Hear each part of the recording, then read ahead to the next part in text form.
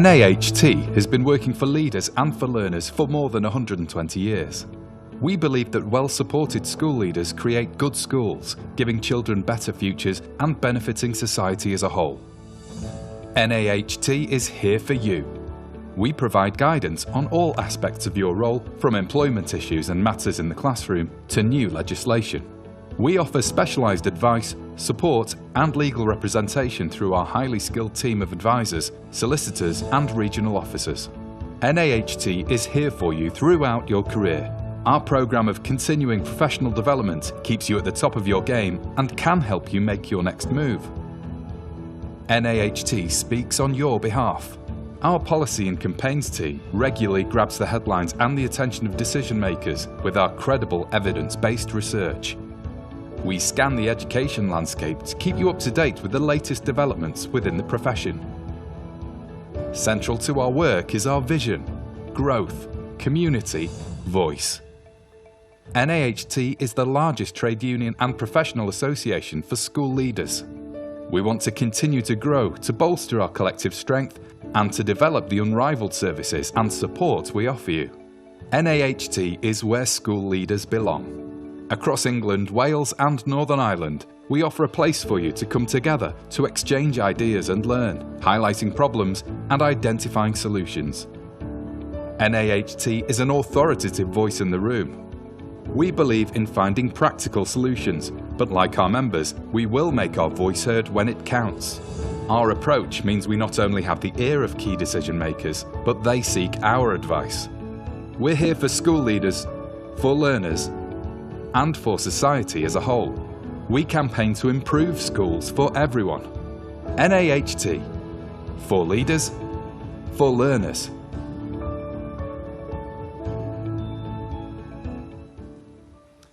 Well, good afternoon, everybody, and a warm welcome to NAHT's Policy Conference. And it truly is a delight to see you all face to face, finally. It has been 886 days since we last met in Telford back in 2019. For those of you who were there, we had a superb conference, terrifically chaired by Judy Shaw. But who would have thought then that it would be so long before we met again?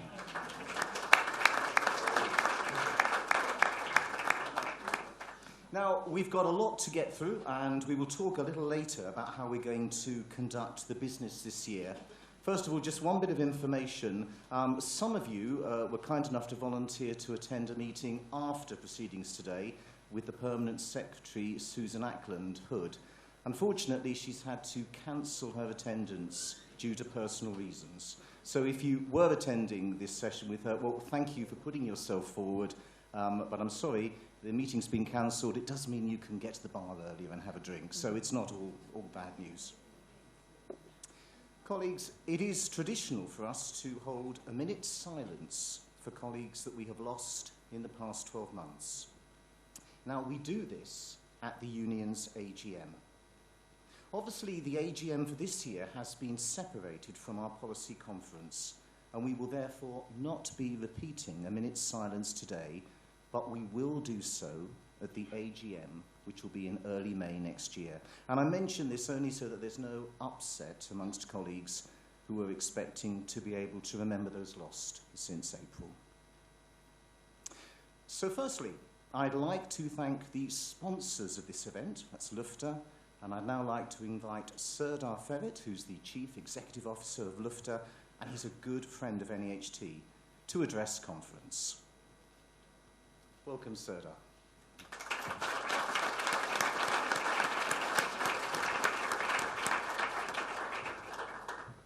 Thank you, Tim. So it's been 886 days, but I'm obviously a familiar face because as I walked into the lift, a head teacher pointed at me and said, "I know that boy."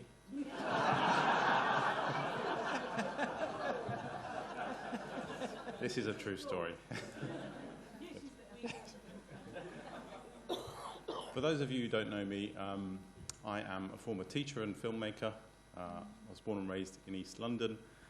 And despite being connected to two different cultures, my childhood was definitely very much in a narrow bubble. School leaders have been telling me for years that their children also live in narrow bubbles. They have very narrow horizons. They hardly ever leave their own postcodes. And it's quickly how easily you forget what it was like in childhood for yourself. I remember Andy Meller once saying to me, "Serdar, you don't understand. There are children at my school in Blackpool who haven't seen the sea." What's happened to the horizons of our children and the prospects for the horizons of our children over the last few years, particularly over the last year and a half, but over the last few years? With Lifter, we've been trying to address this for a long time, and our vision is that by the time a child completes their education, they'll have had a meaningful learning experience in every country in the world. And I know that sounds insane, but it is genuinely what we're trying to do and what we want to do with all of you. If we look to the future, experts and futurists tell us that, or they were telling us before the pandemic, this is even more heightened now, 800 million people may be displaced from work due to automation. Advanced economies will be more affected than developing economies and emerging economies. And they've been telling us for a while that stuff like empathy, resilience, understanding, the softer skills, actually awareness of diversity, global competence, these things are becoming more and more important for employability and for thriving, surviving and thriving in our changing world. There's been a brilliant study done by Ipsos with 10,000 children and young people. Children and young people are telling us that they're anxious.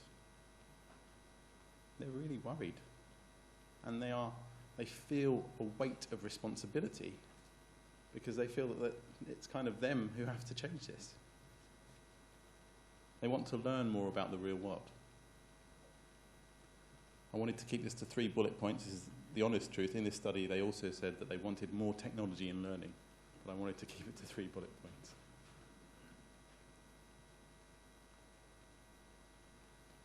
Before I move on to the next slide. So if we think about the worlds of our children, what do they see around them? And what do we see around us? This is a collage of our heroes in the UK. This is 100 faces from the top 10 box office hits over a decade. What do we see in this picture?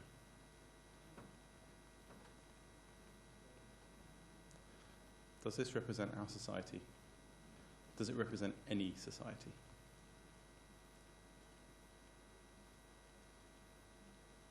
If we stay with cinema for a little while, this is how Muslim characters are represented in cinema, in the UK cinema world.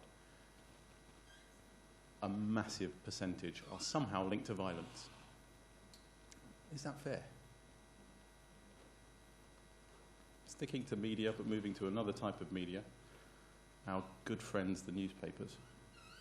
This is a study from the London School of Economics, looking at the newspaper coverage of a very specific period of time, the Refugee Crisis in 2015. It's by Annabel Wilmot. I highly recommend that you look this up. But I'm going to summarise it for you, even if you don't. And she found that 87% of pictures depicted refugees in large groups. In 79% of the pictures, not even one person was looking at the camera. And I can tell you, as a filmmaker, someone who used imagery for storytelling, if you want to humanise somebody, you give the audience access to their face. Only 13% of pictures were doing this. So what were the other 87% doing? Early on in Lifter, we realised that actually by giving children the opportunity to go and explore where people lived and worked, and then in the same experience, giving them the opportunity to meet these people was a really powerful tool. I'm going to show you a video based on one case in Essex. It's from a secondary school, but Lifter's used much more widely in primary schools. I know many of you are primary head teachers. And then we presented what I'm about to show you at a TEDx in Finland, and it was picked up by a university, and they did a proper study on it, which I'm going to present just moments after.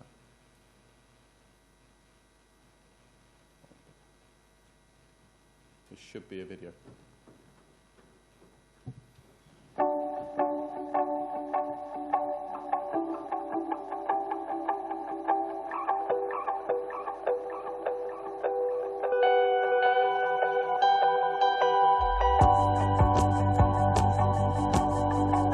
So the town I currently teach in is in the southeast of England, and it just doesn't have much cultural diversity at all.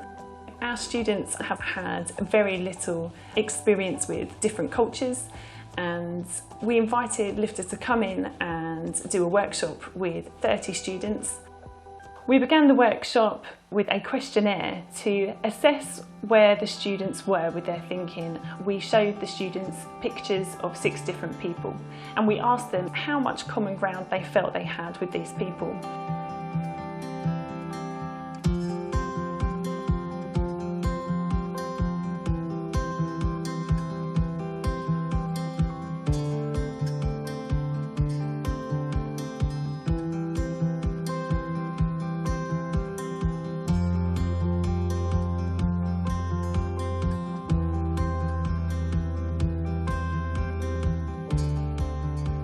So after they had met the people, we did another questionnaire to measure whether their attitudes had changed towards these people.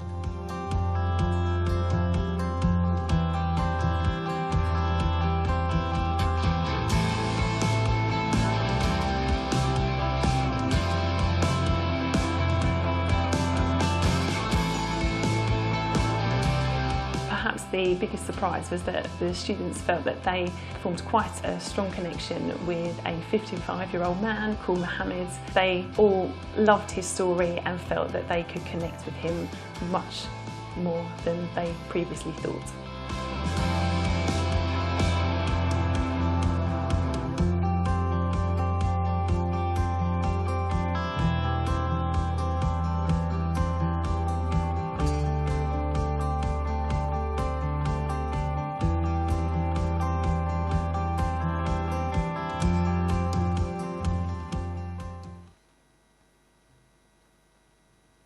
So this was picked up by the University of Tampere, which is the top journalism university in Finland. They managed to get, I think, triple the funding that we had to make the story wells that they were assessing for the actual study. But we were delighted because they actually spent some proper time on it. And they found over a couple of years of study that actually the immersive story experiences reduced social anxiety around meeting people from different identities and backgrounds. They also found they tested the immersive stories versus just the documentaries alone, and they found that the immersive stories, the whole, was much more powerful than just the documentaries, which was music to our ears. Happy to share this later if you want to. I can see some people taking pictures. They won the top paper award internationally for that, and also the behavioural insights team are now using our documentaries for their empathy intervention. Our vision is that by the time a child completes their education, they will have had at least one meaningful learning experience in the world. They'll have seen lots of different people's slices of life. They would have seen lots of different languages, cultures, perspectives, identities. They'll be able to see for themselves how interconnected we are, how interdependent we are. And hopefully that will not only result in a better education for them, but a better society for all of us. We'd love you to come on this journey with us. Our impact investors have given us a very generous offer to help schools with technology when they come on board with Lifter. Please come and visit us at our stand or go to lifter.com/NAHT to get in touch. Thank you.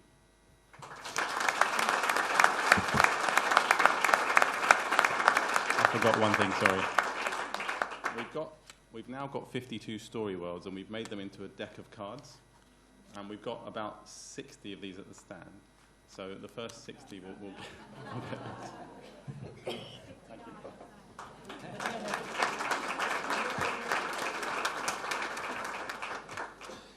Well, thank you, Serdar, for your support of both this event and others throughout the year. And can I politely remind colleagues to visit the Lifter stand during one of the refreshment breaks, either today or tomorrow. It gives me great pleasure now to introduce another good friend of NAHT, Dr. Rona Tutt, and in a few minutes she's going to introduce me. Rona Tut is a past president of NEHT, and she continues to be involved in the work of our association. She represents NEHT on a number of organisations, and she chairs the National Forum for Neuroscience and Special Education, which NEHT hosts. Rona is a winner of the Leadership in Teaching Award, and she's also been awarded an OBE for her services to special educational needs. Now, I don't think Rona knows this, but I first came across Rona back in, I think it was 1993, at the ATL conference. They might even have been called AMA in those days, in Cardiff. And that conference I remember for two reasons. I was a teacher in Devon at the time. First of all, Rona was incredible. I didn't know, I don't think we even spoke at the conference, but she lit up the conference with her energy and enthusiasm. And the other thing I remember about the conference is it was quite exciting because the then Secretary of State for Education, a Conservative gentleman named John Patton, said he was going to, one or two, I think I know what's coming. He said he was going to come to the conference and make a big announcement. So we all crowded into probably Cardiff City Hall, great expectation to hear the big news. And he said it was to do with the reform of teacher training. He said if you were a mother, if you'd had children and were a mother, you didn't need a degree to be a teacher. You could kind of go into school, have a little bit of training, and within a year you could teach, but only if you taught nursery and infant classes. If you wanted to teach junior classes or secondary, then you still had to do the formal PGC or BEd, whatever. This was then labelled by the press as John Patton's Mum's Army, this new group of teachers he was proposing. Interestingly, he didn't mention about fathers who'd possibly been looking after bringing up children. I guess that would have been called Dad's Army if he'd done that. Well, as you can imagine, this idea, this revolutionary new way of thinking, went down like an absolute lead balloon at the ATL conference. Hugely critical across the profession. The DFE very quickly dropped the idea, I think in embarrassment. John Patton didn't last long in the post. Like most Secretaries of State of Education, he was quickly moved on elsewhere. So that's where I first came across Rona. Then I met up with her 10 years later at my first ever Hearts NEHT branch meeting. That was in the autumn term of 2002. And she's been really with me then throughout my headship career. Rona, she's one of the most incredible people I've ever met. Truly, what she doesn't know about special needs education is not worth knowing. For those of you who know Rona, I think you'll understand what I say. She's also a very determined character. So when she came up to me after a meeting, I think it was about 9 years ago, and said, right, there's a national executive place becoming available for Eastern Region, and you're going to stand. It was like, well, I hadn't the guts to say no to Rona. I was far too scared of her. So I said, oh, absolutely, Rona, yes, well, whatever you say. And so because of Rona's order to me, I joined National Executive. But I have to say, probably one of the best decisions I made in my career. Those of you who've been fortunate enough to attend conference in the past will know that Rona is something of a conference legend. And lots of nods going around the room there. Her speeches are really the highlights of conference. And she takes no prisoners, especially with Secretaries of State for Education, Prime Ministers, and she's even been known to have the occasional pop at General Secretaries as well. So, in inviting Rona to introduce me, I am kind of taking my life in my hands here. But because Rona has been so supportive and encouraging to me throughout my headship career, and I don't think there was anyone more pleased when I became National President than her, I absolutely had to invite her to speak. So, if you'll excuse me, I'm just going to put on my tin helmet. Conference, would you give a warm welcome to Dr. Rona Tut?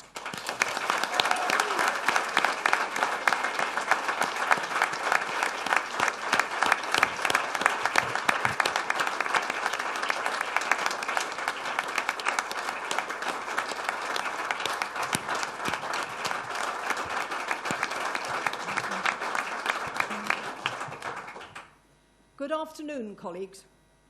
I was thrilled when Tim first asked me to introduce him as president, and even more delighted when I realised this wouldn't be a virtual event or even a hybrid one, but that we would meet in person after being cut off from normal levels of human contact and so often doomed to meet on Zoom.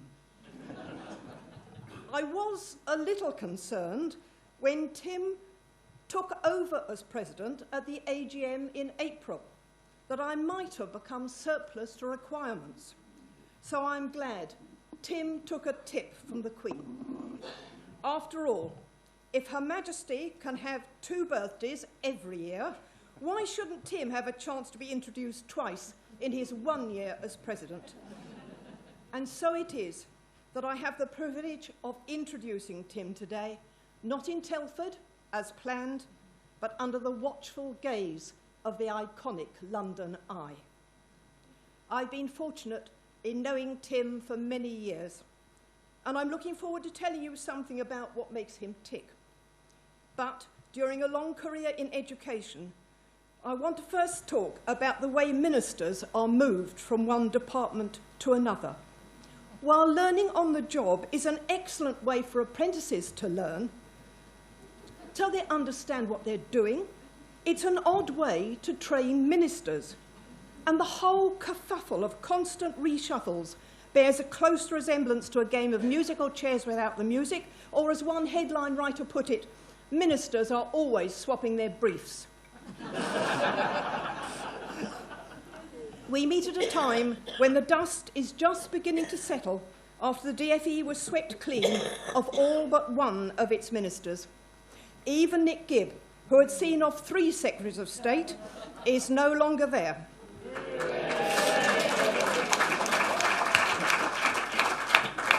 In his place is Robin Walker, previously Minister for Brexit, then Minister for Northern Ireland. Will Quince, fresh from 2 different positions at the Department for Work and Pensions, becomes Minister for Children and Families, while Alex Burkhardt, previously PPS to the PM, becomes Minister for Apprenticeships and Skills. And as one Baroness succeeds another, Baroness Barron moves from the Department for Culture, Media and Sport to take over the baton from Baroness Berridge to become Minister for the School System, leaving only Michelle Donnellan as Universities Minister, a role now expanded to include FE. Heading up this team of newbies is the 12th Secretary of State for Education since the turn of the century. Nadeem Sahawi has been a minister in 3 different departments in the last 3 years. However, as one of them was the DfE, he will be familiar with the inside of the building. While his roles as Minister at the Department for Business, Energy and Industry, and then at the Department for Health and Social Care, where he became the Minister for COVID vaccine deployment, it could all be useful experience, even though we may not be entirely clear what he's talking about when he refers to testing. On being sent to the backbenches, his predecessor, Gavin Williamson, who had previously had a successful spell as Chief Whip, possibly due to having a pet tarantula named Cronus on his desk, rather than the force of his personality, tweeted as he left the DfE, "Despite the challenges of the global pandemic, I'm particularly proud of the transformational reforms I've led in post-16 education, in FE colleges, our skills agenda and apprenticeships."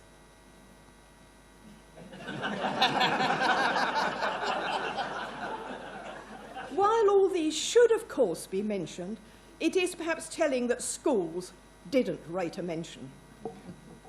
Perhaps that is why Nadeem Sahawi's first message left no one out when he said, "I can't wait to get started, working with the amazing teachers and staff in our nurseries, schools, colleges and universities, as well as employers and businesses." He added, "It is a mission I am proud to set out on, and I know I will not succeed unless we can work together." So let's hope this is a glimpse into a future where the Secretary of State and his ministers recognise where the expertise lies and are prepared to work with the profession, and he's made a promising start by finding time to join us here tomorrow. Turning now to Tim, I've been able to watch at first hand all the spade work he's put in at grassroots level, joining the Hertfordshire branch in 2002 and rising through the ranks, first of the branch and then of the Eastern region, before reaching the dizzy heights of becoming a National Council member, and then being recognised as the right person to receive the ultimate accolade of becoming president. And beyond the NHT, Tim's varied and rich experience of life has seen him kicking off his career by selling ladies' shoes in Marks and Spencer's. Other shops are available. Before realising that teaching had more prospect of promotion, even if he might never be well-heeled enough to actually afford the more expensive Doc Martens. A highly successful teaching career led to 2 headships, first in a village school and then a primary school in the heart of the city of St Albans, one of only 2 schools in the county to retain its unit for hearing-impaired pupils, which says much about the quality of the education they receive there. Tim's lengthy educational experience has enabled him to remember a time before a prescriptive national curriculum and its panoply of tests, before Ofsted, when inspectors were as rare as hen's teeth and teachers were trusted to teach, a time when no one minded if you grew mustard and cress on the classroom windowsill every year, and primary science was covered by adding a nature table with a few acorns or conkers on it. Since then, successive governments have been more concerned with structures than students, with being rigorous and robust rather than relevant, and with paperwork rather than people. As staff become weighed down with producing endless policies, plans and other paraphernalia, to the extent that the government expresses concern itself about workload without failing to understand that they are creating much of it. As an example of his incredible capacity for hard work, for 19 years, Tim combined his role in education with being a magistrate, giving him an additional aura and edge in the eyes of any pupil thinking of stepping out of line. The list of requirements for becoming a magistrate might have been taken straight from the person spec for a school leader, as they include the ability to pay attention to detail, to use judgment in making decisions, to have sensitivity and understanding, and to remain calm in stressful situations. Tim ticks every one of these boxes. But there is something else that sets Tim apart. In the days before you could achieve overnight fame by appearing on reality shows, which are about as far as you can get from reality, such as Love Island, a show I hasten to say I've never watched, but I can't speak for Tim.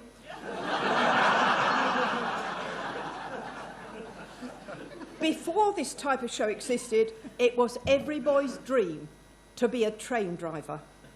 Tim actually became, and still is, the next best thing, a train guard. Although it's possible there are others who have combined leading a school with the duties of a magistrate, few, if any, will have also been a train guard. Since the age of 18, when he took the training, Tim has been a volunteer guard on the Ravenglass and Eskdale narrow gauge steam railway, the first of its kind in England, having been founded in 1873. That's even older by a few years than our esteemed organisation, which was started in 1897 and rose to become the largest association for school leaders in the UK. So long before the pandemic caused a pingdemic and we were all urged to take staycations, family man Tim persuaded his wife Julia, along with daughters Anna and Jessica, to make Cumbria the go-to place for a holiday. This was a wise move, as on the railway's website it declares, "Experiences learnt while volunteering at Ravenglass can be part of your CV and shows potential employers that you are playing a constructive part in our successful team." Tim is every inch a team player, capable of leading from the front, but not so far ahead that no one is following him, but also someone who believes in the power of teamwork to move things forward and to get them done. The final box to be ticked in the list of skills Ravenglass volunteers need is to be able to carry out basic tasks on a computer or handheld device. And following in the footsteps of his immediate predecessors, Tim can more than tick that box too. He is the third president to be affected by the way COVID has revolutionised the way we work. Judy Shaw's presidency overlapped with the start of the pandemic. Ruth Davis's whole year was spent within the confines of COVID. Yet, with the support of the HQ team and fellow officers, they managed to become high-profile presidents and act like digital natives. So Tim has been able to follow their example, making full use of podcasts, vodcasts, webcasts and webinars, knowing a video from a Vimeo, a modem from a Moodle and a bug from a bot, learning what it means to axe the algorithm, and that is, it isn't only goats that may need tethering, while using SlideShare and ScreenShare without mixing them up, reminding people to mute, unmute or lower a legacy hand, and all without a hint of brain fade.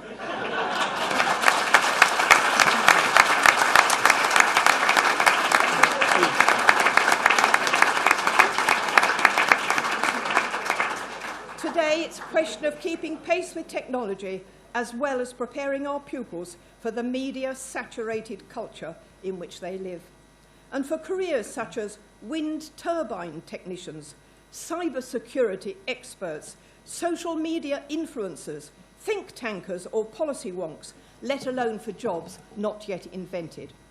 The DFE's COVID helpline for schools may have gone down as soon as it was put up, but no such difficulties affected our General Secretary and his team, who were rewarded by seeing membership increase substantially as school leaders rush to join an organisation that keeps its members informed of every twist and turn of events while challenging the government to provide advice more clearly and on time.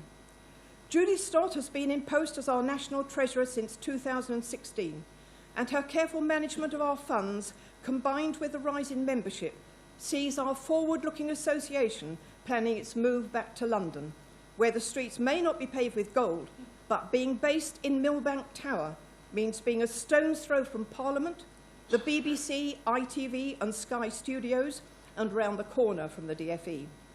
I know Tim will relish being part of this development, as he is someone whose determination and dedication makes him both pragmatic about what is possible and passionate about how to change things for the better. But, as no one is perfect, I thought I'd better come clean about the one flaw in his character. Tim is a snob.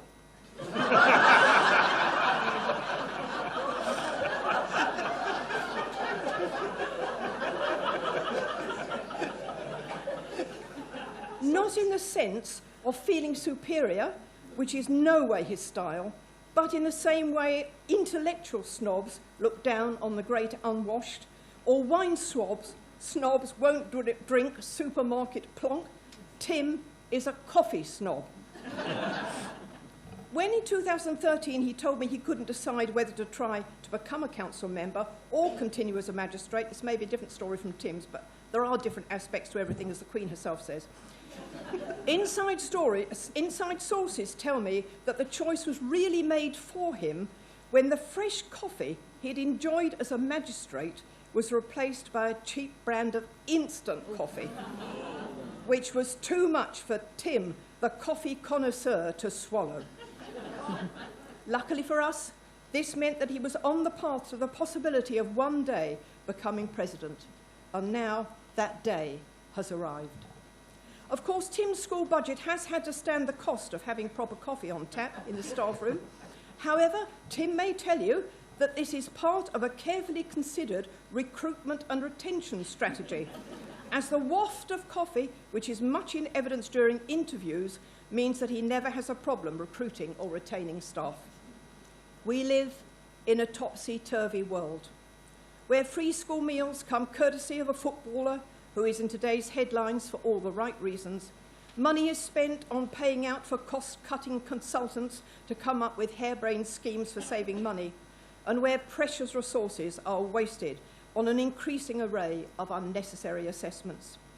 From the time our youngest children toddle through the classroom door to face the reception baseline assessment, right through to older students tackling an EBAC totally lacking the imaginative approach of the International Baccalaureate or the Welsh EBAC, everything is skewed, not to what will help pupils develop a love of learning, but to holding schools to account.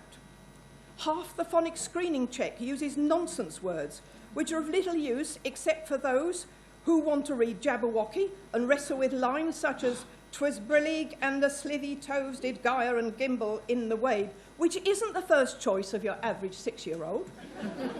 While older primary pupils want to express their creativity without being hung up on how many antonyms, synonyms, prefixes, suffixes, and coordinating conjunctions they can stuff in. And as far as I know, not a single employer has ever insisted on prospective employees being able to use fronted adverbials.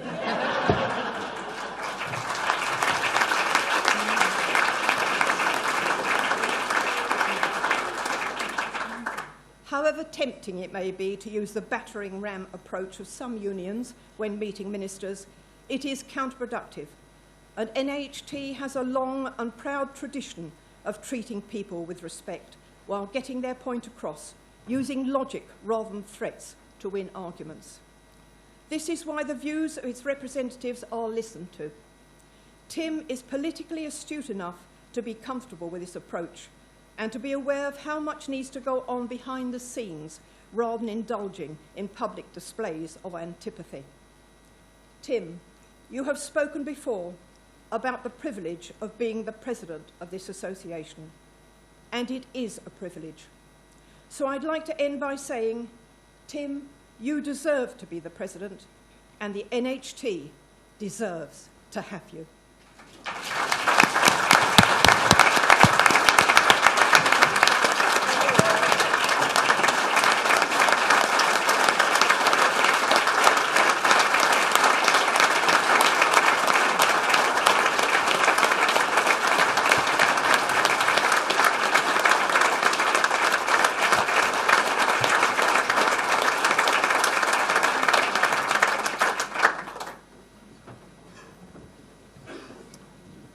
Thank you so much, Rona. That was worth waiting 886 days for, I'm sure you'll agree.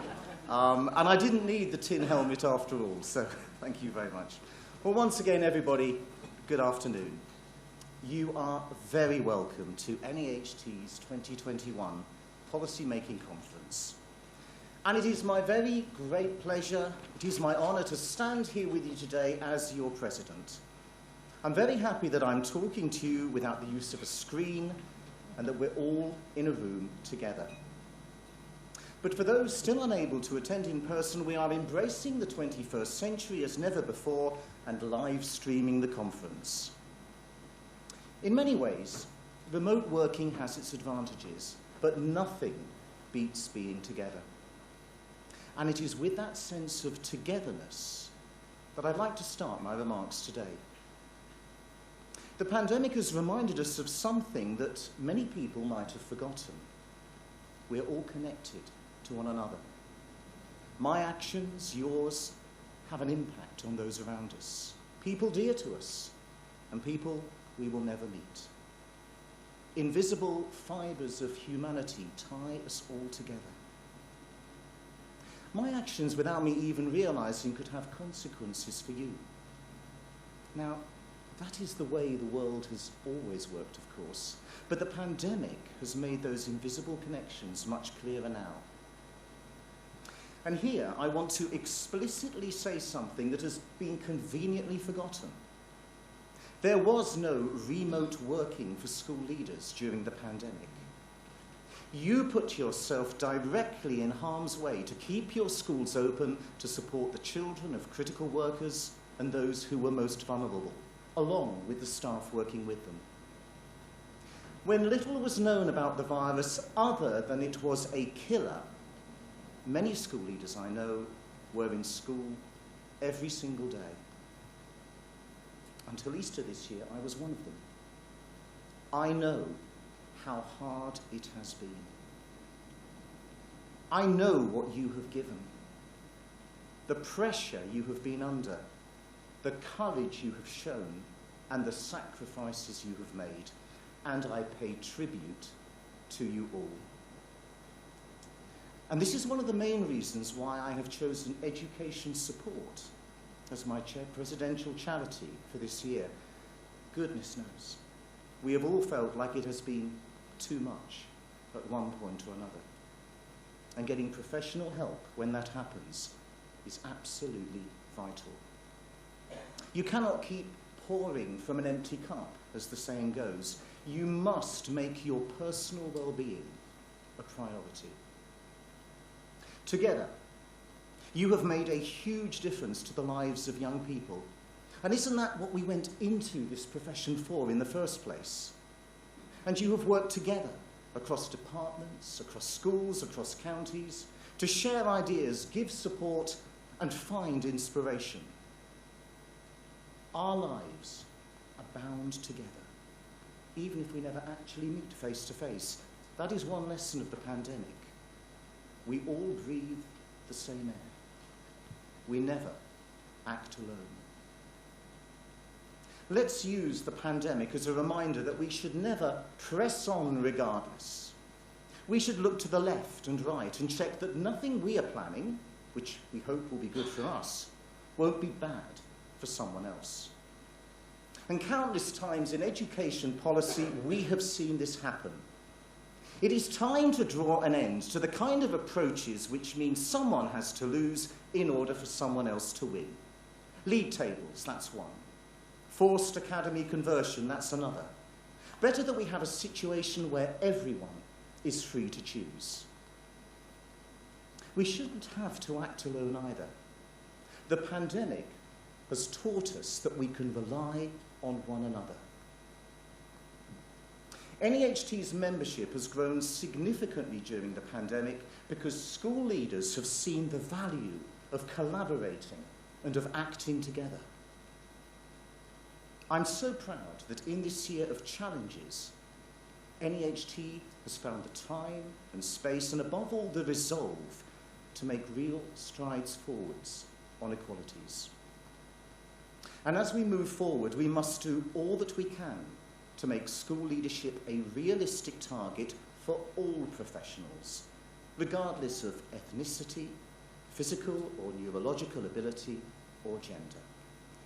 Every individual member of NEHT is valued and has a voice. Collectively, we can make a difference. Let a renewed sense of togetherness be the unexpected benefit of COVID. And with that togetherness, we can renew and revitalise our sense of purpose. That is the other imperative we have been reminded of as a result of the pandemic. What we do in school really matters. The role of a school leader has never been more challenging, but to my mind, it has also never been more worthwhile. In many cases, schools have been the only source of support available to pupils and their families. The hard work and the courage of school leaders and their teams has protected some pupils from the worst excesses of the last year and a half. The work you have done and continue to do now could change a young person's life for the better, for good.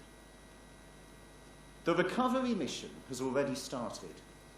It is the government that needs to catch up. Its sense of direction during the pandemic has been lamentable. Like you, I'm hoping for better with the department now under new leadership. From school leaders, however, we have seen an incredible sense of purpose. Almost always, schools have come up with their own solutions to the challenges of COVID long before central government has found its compass. Recovery is down to us. We have to imagine it, we have to deliver it. And now we must go further and take the lead in reforming our education system. Emboldened, supercharged, if you like, by togetherness, we can and we must move forward with real purpose. The motions we debate today and tomorrow will give us that purpose for another year. And the big ticket items of education are all here. Accountability, emotional and mental well-being, assessment, recruitment, funding, equality, and poverty. When I started as a teacher in the 1980s, lives were blighted by unemployment, a lack of opportunities, and everyday poverty. And here we are, at the beginning of the third decade of the 21st century, and poverty, joblessness, and opportunity are still barriers that our young people have to overcome if they are to be happy. I didn't think it would be like this. And of course, the coronavirus pandemic makes you wonder just how much more young people will have to do just to enjoy what we enjoyed when we were growing up and becoming adults. Looking back at the 1980s and finding so many parallels between life now and life then, I'd say that we have the strongest case we'll ever have that we should not return to the pre-pandemic status quo. That is not our purpose today. A return to normal would be a huge disservice to the young people in our care. I would like to be more ambitious for our school system and the people in it. That is NEHT's mission. And that is something that should involve and occupy every single one of us. Togetherness, purpose, and kindness. Kindness is my other lesson of the pandemic. Life is tough for too many people in this country. And when life gets tough, kindness often becomes a casualty. In every school community, there have been children and families who have been brought down to their lowest point. A kind word, a kind deed from us as leaders or from the people in the teams we lead, they are often the first steps on the way back from desperation.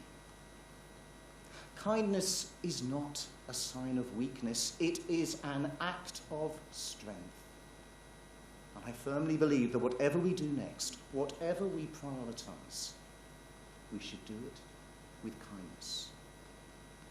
By our example, we can show the young people we work with the power of kindness. And with that power, they can begin to repair the world that has been broken. They can go on to new heights. In these extraordinary times, the people who make up NEHT have done some extraordinary things.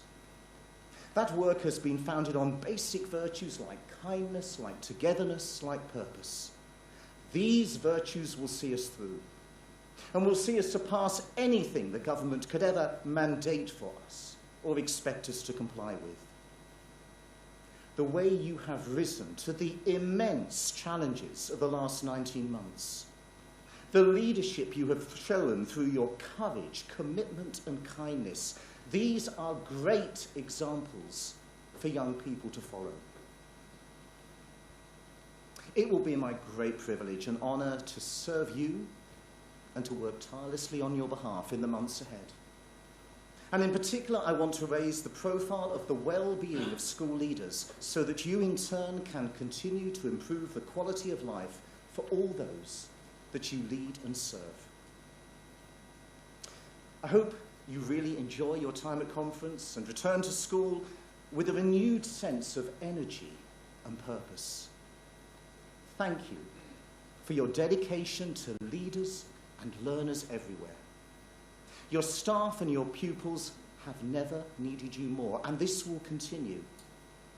But above all, be optimistic and believe that through your leadership and the skills and dedication of those you work with, environments and people can change for the better. Whatever challenges the future holds, we will face them together, for together we are stronger. And always remember, your union is with you. Thank you.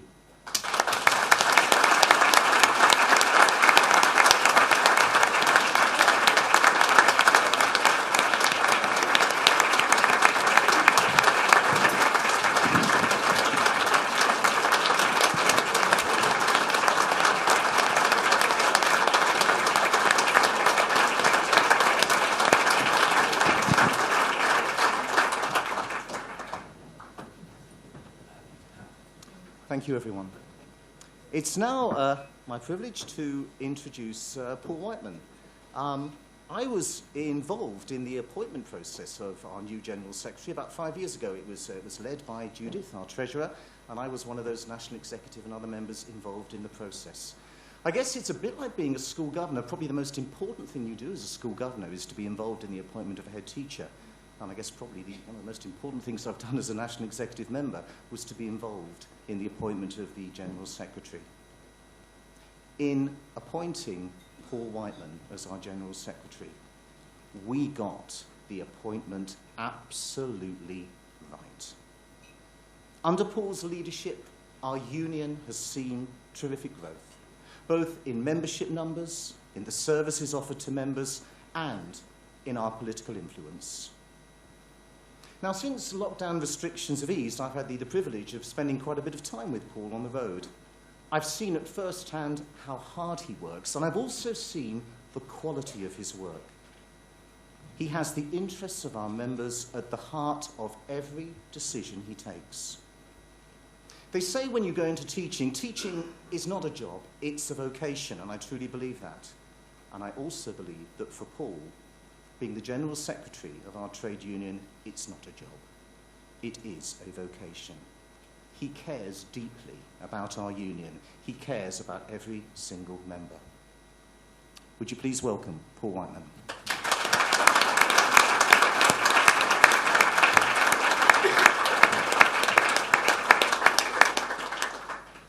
Thank you for those kind words of introduction. Chairman, colleagues, it's wonderful to be with you here in person. And unions are built on their sense of belonging, aren't they? Coming together today is a physical display of our strength and sense of community as a union, forged under the hardest of tests. And as Tim said, you did me the great honour of making me General Secretary just 4 short years ago. But together, we've embarked on a programme of modernisation to make the NAHT ready to face whatever came its way. But none of us were prepared for what came 2 years later, were we? But we've survived. More than that, we've reminded people that being a member of a trade union, we've reminded them what it's all about. And when we began that journey, we simply described our mission as creating the very best conditions under which school leadership can thrive. Because if school leadership thrives, everything else follows. And we focused on 3 things. We focused on growth, we focused on community, and we focused on voice. By growing the union, we assured our future. And we have demonstrated to everybody that your experience and expertise matters. Through our communities, our branches, and our regional structures, we were able to create safe spaces for fellow professionals to gain mutual support and mutual reassurance. We've provided a safe space to speak, a safe place to think, and a safe place to develop your practice. And our voice has never been louder. NAHT's public narrative is your voice. It's your views, it's your thoughts. An authentic representation of the profession in front of those in power. This is the strength of mutual support and the power of collective endeavour.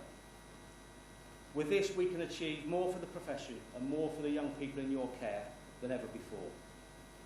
More than simply looking towards a trade union for individual support in times of individual crisis. And when this profession faced its greatest test over the last 19 months, that sense of mutual strength and endeavour appealed right across school leadership. So I'm really proud to tell you that in mid-2017, when we were looking at our membership figures, we sat at about 27,500 in-service members. I can tell you today we're over 34,500. That's tremendous growth. And along with a growing life and associate member section, we now have a full strength of about 47,000 members. And we will give freely of that expertise to government. That sense of mutual support and collective endeavour has seen an unprecedented increase in branch activity too, which is the true test of how vibrant our democracy is. I've never visited so many branch AGMs and regional AGMs full of energy and talent. And as I said, our voice has been louder than ever before in front of politicians. defending our position in the media and making sure that our members hear from their union during the most difficult of times. Through the hard work of all of you and the hard work of all of the NHT staff, we will emerge from this pandemic stronger than ever before. Now, it's my habit to open these speeches by referring to everybody as colleagues. But colleagues doesn't really cover it for what you've been through in the last 19 months. And from my background, a trade union background, we use the language of sisters and brothers. Now, this may seem antiquated. I can see you all twitching already. It may seem antiquated and it may seem slightly political. But there's a reason why we use that language. It's to convey a sense of family. It's to convey a sense of belonging. It's to convey the need to stick up for one another in the toughest of times. And that strength of mutual support and power of collective endeavour is what's got us through the last 19 months. And all of you have stuck together and given so much of your time and your effort in a time of national crisis. So I have no hesitation in this meeting, no hesitation at all, in saying to all of you, sisters and brothers, it's great to be back together.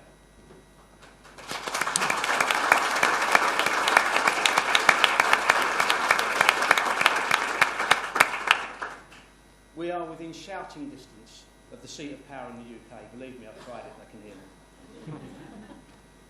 Here we are, just across Westminster Bridge. The Houses of Parliament are in sight. And I'm delighted that during the pandemic, we've achieved a significant move.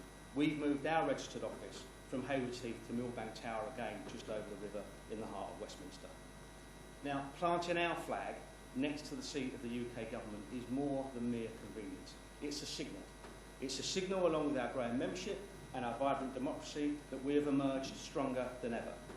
So this is our renewed commitment to campaign for the changes that education needs. Along with our operations in Belfast and Cardiff, I can promise you now that we will continue with the intensity of our campaigning. We will make sure that those three governments get the best advice and understand that the profession needs to be listened to. And whilst my remarks today are directed at everybody in this room, I'm also speaking to the politicians across the land. So whilst I'm encouraged by the language of levelling up, the language that no child should be left behind, and the language of just how important education is, I'm continually left disappointed that the rhetoric is not backed up by action.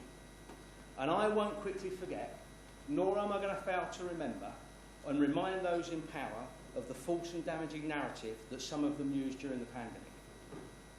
Some sought to paint a picture of lazy teachers and lazy school leaders in the middle of a pandemic, when you and your colleagues were actually working as hard as anybody else on the front line.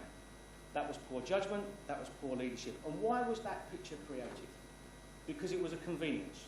It was a tactic to distract from the failure of government to respond properly to the pandemic in education. We won't let that happen again.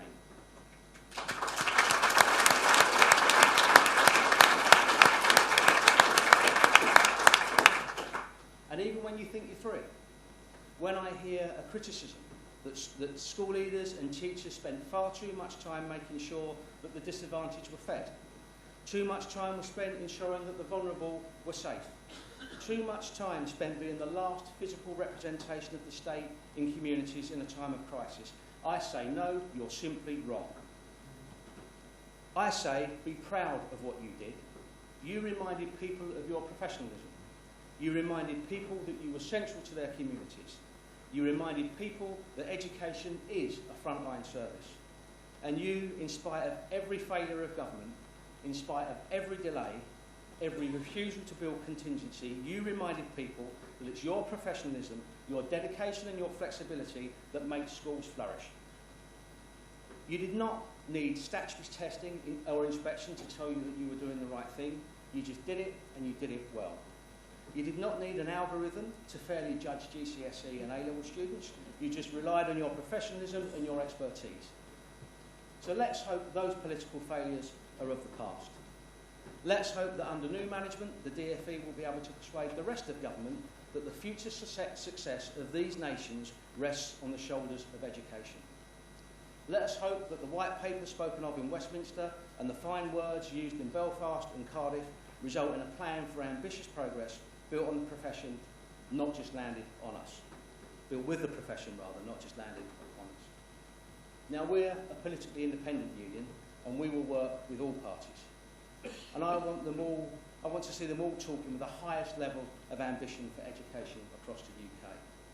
And there's been intense debate about education recovery in recent months, what form it should take, what pupils have missed out on, and what it will cost. What worries me about this is just how narrow that discussion sounds. When you think of what young people really need from schools and colleges in the coming months and years, we need more, not less. Knowing how much school leaders have given during the crisis and how difficult circumstances were in many ways before the pandemic, what I've heard so far from policymakers is very meek. Recovery implies a return to what we had before, which is simply not good enough. The world has changed and it will continue to change at a startling pace.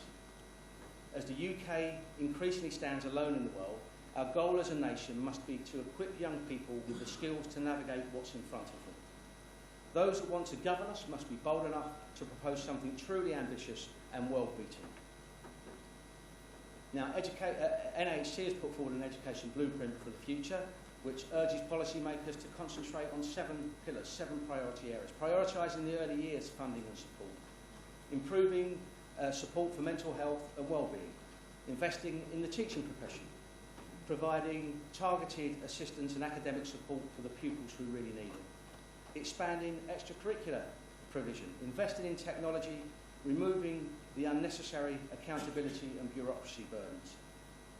And there will be no let up from me in campaigning for these goals. Now, I'm really proud and pleased that the new Secretary of State for Education will join us here tomorrow. He's only a couple of weeks in post, so it's significant that he's chosen our conference to make one of his first addresses to the profession. And I know we'll give him a warm and professional welcome tomorrow. It would not be right for us to hold him to account personally for the mistakes of the past. And I'm keen, and I know we're all keen, to hear his vision for the future. And he's already said, I will listen to you, he said, in an open letter to everyone in education published on the day he assumed the role as Education Secretary. So I welcome that commitment, because if the last 19 months have taught us anything, it's that the profession knows what it's doing and it's trustworthy. Schools deliver, it's that simple. So I hope that listening includes hearing from real voices in education. Near on 35,000 in-service school leaders, all members of the NAHT. Not just the usual suspects who tend to give the government ideas an automatic thumbs up. Critical friends are just as valuable, and that's what we can offer. The Secretary of State acknowledges that he won't succeed unless we can work together. So let me say it very clearly. The profession stands ready to work with you, Secretary of State, but please don't exhaust what's left of our goodwill by making that engagement nothing more than window dressing. We have a moment now that we can all choose to grasp. By genuinely working together, we can achieve much needed change. The mistakes and U-turns that characterised the last year and a half almost always came down to a lack of proper consultation with the profession. On the rare occasions where we were properly consulted, rather than just engaged about government plans, things went well. When education professionals took the lead, things went even better, and the problems were addressed more rapidly. Now, there's a long list of pressing matters for the Secretary of State to attend to, but nothing more important than delivering on the Prime Minister's promise that no child will be left behind. That's the Secretary of State's big responsibility now. And he has said together that we will beat COVID whilst building back better and fairer. Now, never mind the slogans for a minute. There's hope that his government's agenda and that of school leaders is perfectly aligned. We have a chance to agree on the what. Now, it's all about finding agreement on the how. So we wait to hear what he has to say tomorrow, but not just tomorrow, in the coming weeks as well. Now, lately, I've been able to get back to one of my favourite activities, which is visiting school and seeing young people in class. It lifts the spirit every time you do it. Absolutely lifts the spirit. And on those visits, I feel a mixture of emotions. I'm reassured by the ambition of the staff I meet, and that ambition is matched only by the young people in their care. I'm always impressed by how engaged and articulate young people are about their education and the place in which they live. That's a real testament to your skill. And I'm inspired by your ability to keep calm and carry on. But I'm also extremely worried. What worries me is the fragility of the education system. In every phase and sector, leaders tell me just how close to the wind they have to sail every day. Just a few examples. A head teacher in Staffordshire told me recently, we've had to restrict the number of educational school trips because we can't subsidise them for the parents who can't afford them. We've had to make the difficult decision to restrict the use of TAs. A head teacher here in London told me recently that we've had to cut back on our wellbeing and mental health support by not reviewing our Place to Be counselling service. And we've lost 9 members of the support staff, and I've only been able to replace 2. And in Devon, where our current Vice President works, I had this from a local leader. You would expect an essential like reading books to be provided by the school. But no, to afford these, parents in the local community have to constantly fundraise. So although parents are sending their children to a state-maintained school, they are still footing the bill. That can't be right. The pressures are the same in Wales and Northern Ireland too. These testimonies really worry me. We have a wonderful system, but how stable is it? Without stability, what kind of platform have we got for recovery and reform? Those testimonies are born out of our research. 1 in 4 of you, 1 in 4 leaders, predict a deficit budget for 2021-22, despite the billions of pounds that the government boasts about. 97% of you tell us that your SEND budget is simply insufficient. And as a direct result of the coronavirus pandemic, school leaders have spent an average of nearly £25,000 just coping with that. Schools also report an average loss of income because of coronavirus of about £22,000. So I'm looking across the Thames again, and I'm looking as far as Cardiff and Belfast too. You want to get a pair of these glasses, they're fantastic. So, looking across the Thames, looking to Cardiff and Belfast, I'm looking to the politicians whose job it is to work to improve the lives of their constituents. And I ask, how much more evidence do you need to wake up and see the funding crisis in our education system? I've described school leaders here who are worried about having enough money for books, who cannot afford to continue to subsidise school trips for those that need them, and who are seriously concerned by the mental health of their pupils. Now, the depth and dedication shown by you and your colleagues is astonishing. Your commitment to public service is huge, and the pandemic has demonstrated your value to the nation. But sadly, the government behaves as if you can be taken for granted. And like you, I'm angry that the pay freeze will deliver yet another real terms pay cut next year for you. A slap in the face doesn't even begin to describe it. And let's not fall for the line that pay restraint is credible because private sector wages are stagnating. It's not true. Public sector wages are rising and public sector wages are growing. And the Prime Minister is calling on industry in the last 24 hours to pay even higher wages. So I simply say this. Show some leadership by giving teachers and leaders the pay deal that they deserve, the pay deal that they've waited for over a decade.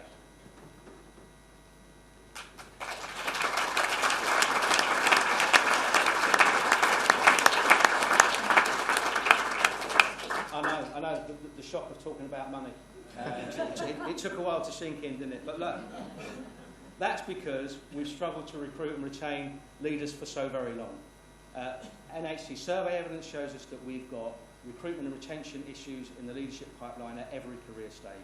Too few experienced teachers want to step up into senior leadership, and even fewer can be persuaded to take on the burdens of leading a school.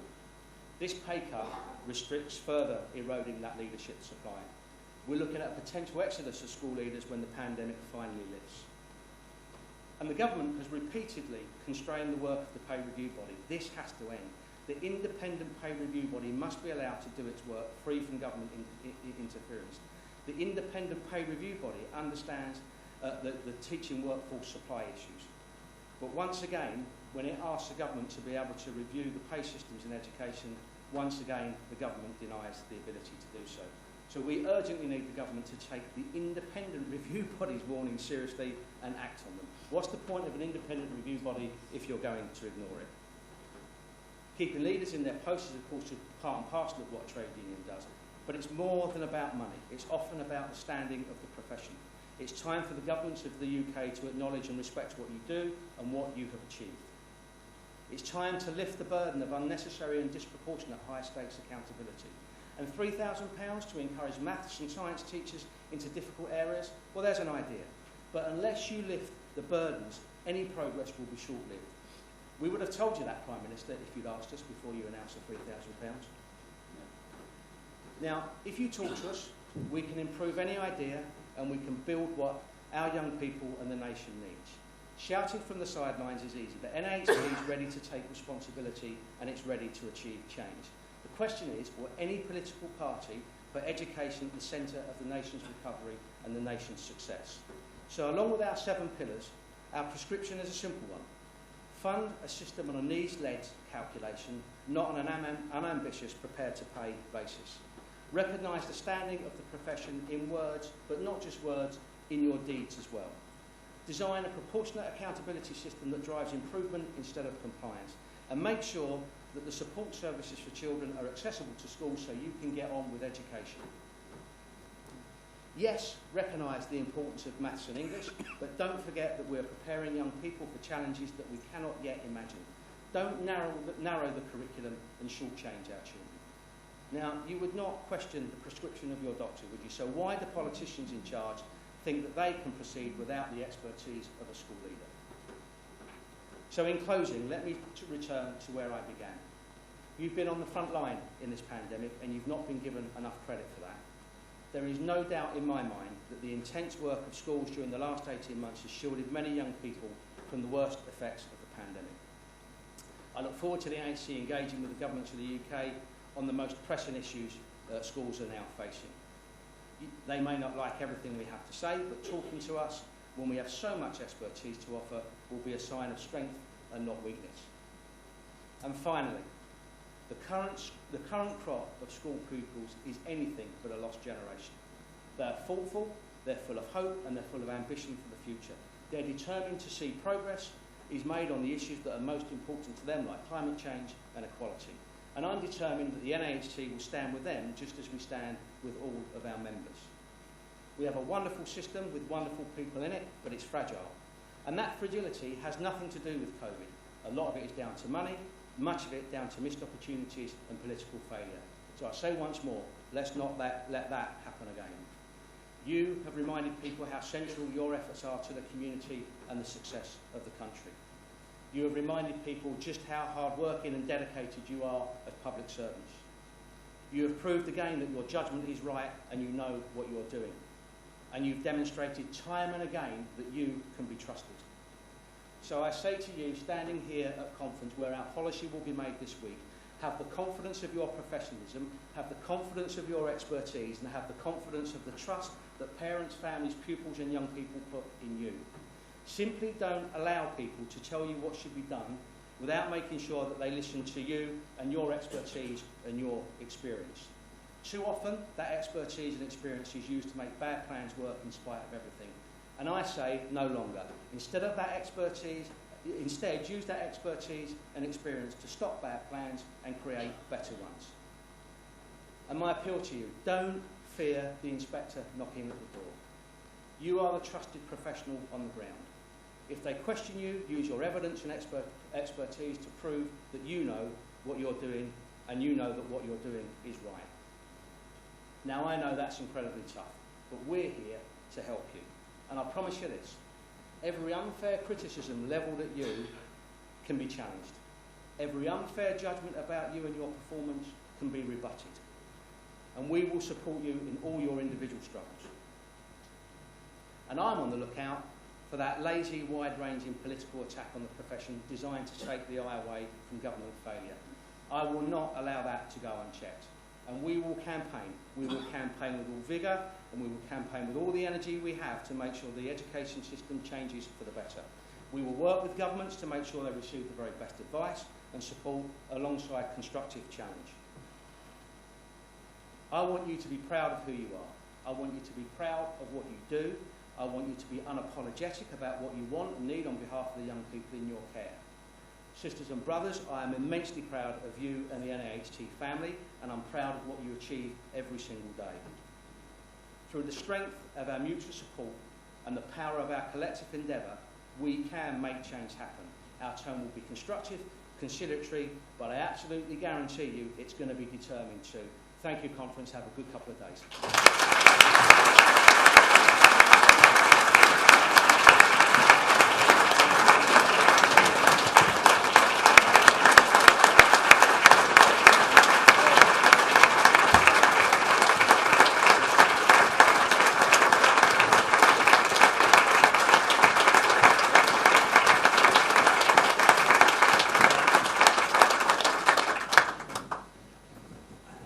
Paul, I've been asked to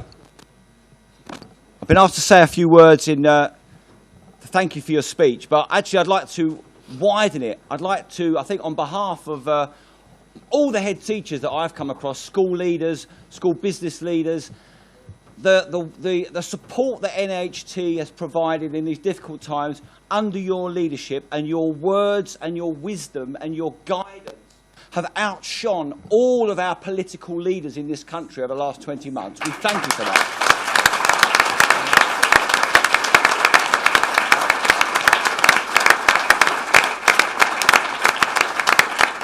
I'm so proud of the organisation's ambitions that Paul is developing and showed there. Again, it outshines the politicians in this country about what we should be doing with education at this time. They really need to look at our 7 pillars. They really need to listen to what you're saying about funding, and we really need to get this moving forward, and we really look to engage with the new Secretary of State under your leadership. Paul, thank you very much.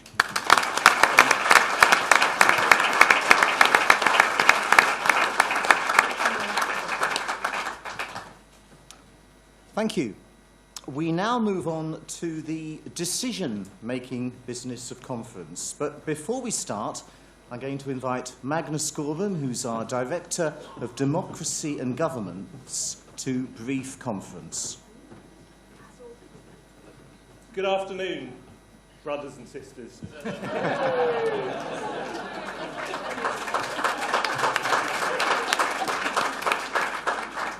It's absolutely fantastic to see so many familiar faces and lots of unfamiliar faces too. Over a third of delegates to this year's policy conference are new attendees. So welcome to you all.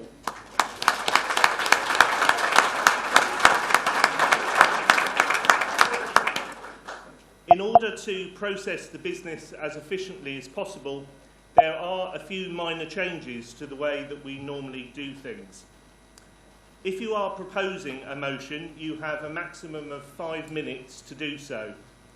The HQ table at the front here, thank you, will hold up a sign for you to see when you have 1 minute left, and then when your time is up.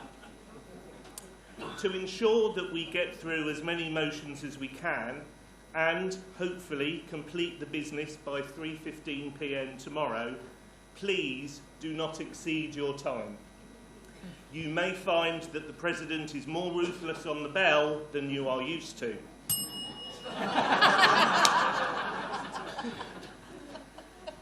Seconders do not need to get up and formally second the motion. The President will acknowledge seconders when the motion is introduced.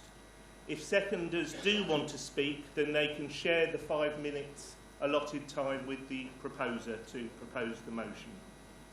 Seats at either podium are provided for proposers and seconders, and we ask that you come up to sit on the seat a motion in advance of the one that you are proposing, so that we can get a steady stream of speakers. Please move up to the front as soon as the votes are taken. If you wish to speak on a debate, please come up and stand by the side of the stage at either lectern so that you can be seen by the President. Interventions from the floor on the debate will be taken from the 2 podiums. Because we're live streaming the event, we need every speaker to be able to face the camera. Please only make new points rather than simply agreeing with what has been said before during the debate. In that way, we can move efficiently through the business. And you have a maximum of 2 minutes to contribute to the debate if you aren't a proposer and seconder. Most of the motions are standalone motions, but there are a few that are lead and lettered, and you will see those in your programme. And they are the ones with A, B or C against them. This means that if you have a lead motion, the proposer and seconder of a lead motion, like a standalone motion, have a maximum of 5 minutes to propose and second, as I've already mentioned. Proposers and seconders of lettered motions, that will either be with a B or a C against them may speak from the 2-minute lectern if you wish, but there is no compunction to do so. When voting, motions that are lead and lettered will be voted on as a whole, unless conference wants to have separate votes, in which case the President would need to see 50 members standing up demanding a separate vote on a lead and lettered motion. Votes will be taken by a show of hands.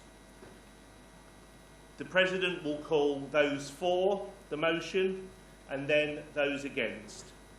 If you want to abstain, don't put your hand up. And I don't think we need to have a test vote for that, do we? Many of you will have been given a card, or rather a piece of paper, with your branch name and a number on it. This is to be used if we go into what is called a card vote. I'm not going to call it a piece of paper vote. It's called a card vote. And in order to call a card vote, the President again will need to see 50 people standing up demanding a card vote. That would normally be taken after a show of hands if the vote is particularly close and people want to have a card vote.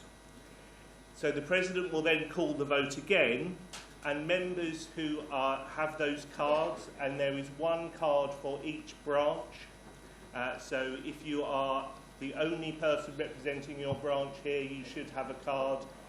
If you don't have a card, then it's probable that that is another member of your branch sitting near you with your branch vote. Yeah, okay, so we thought that might happen. So I don't know whether Mark is in the room. We did have the cards distributed earlier. Okay, we've got a few cards to distribute, so we hope we don't get called for a card vote on motion 1, please. But we will get those cards around to you in due course. So the President will then call the vote again, and at that point those in favour will hold up their cards. They will be collected by an NHT member of staff, and then the President will ask for those voting against, and then you hold up your card if you want to vote against. We'll take those 2 piles out of the room and count those up, and they will be counted in accordance with how many eligible members you have in your branch. The count will be conducted out of the room. The President will move on to the next motions and declare the result of the card vote at the next opportunity on the agenda. So in order to conduct the card vote, I'd just be grateful if conference would endorse myself and Paula Porter, the Director of Representation and Advice, to act as conference scrutineers. This is the point where you can put your hands up. All those in favour? All those against? Thank you. So I hope that's clear. We'll see how it goes in this mini debating session, and then we'll make any adjustments we need to make for tomorrow. But thank you for your attention, and I hope you have good debating sessions. Thank you.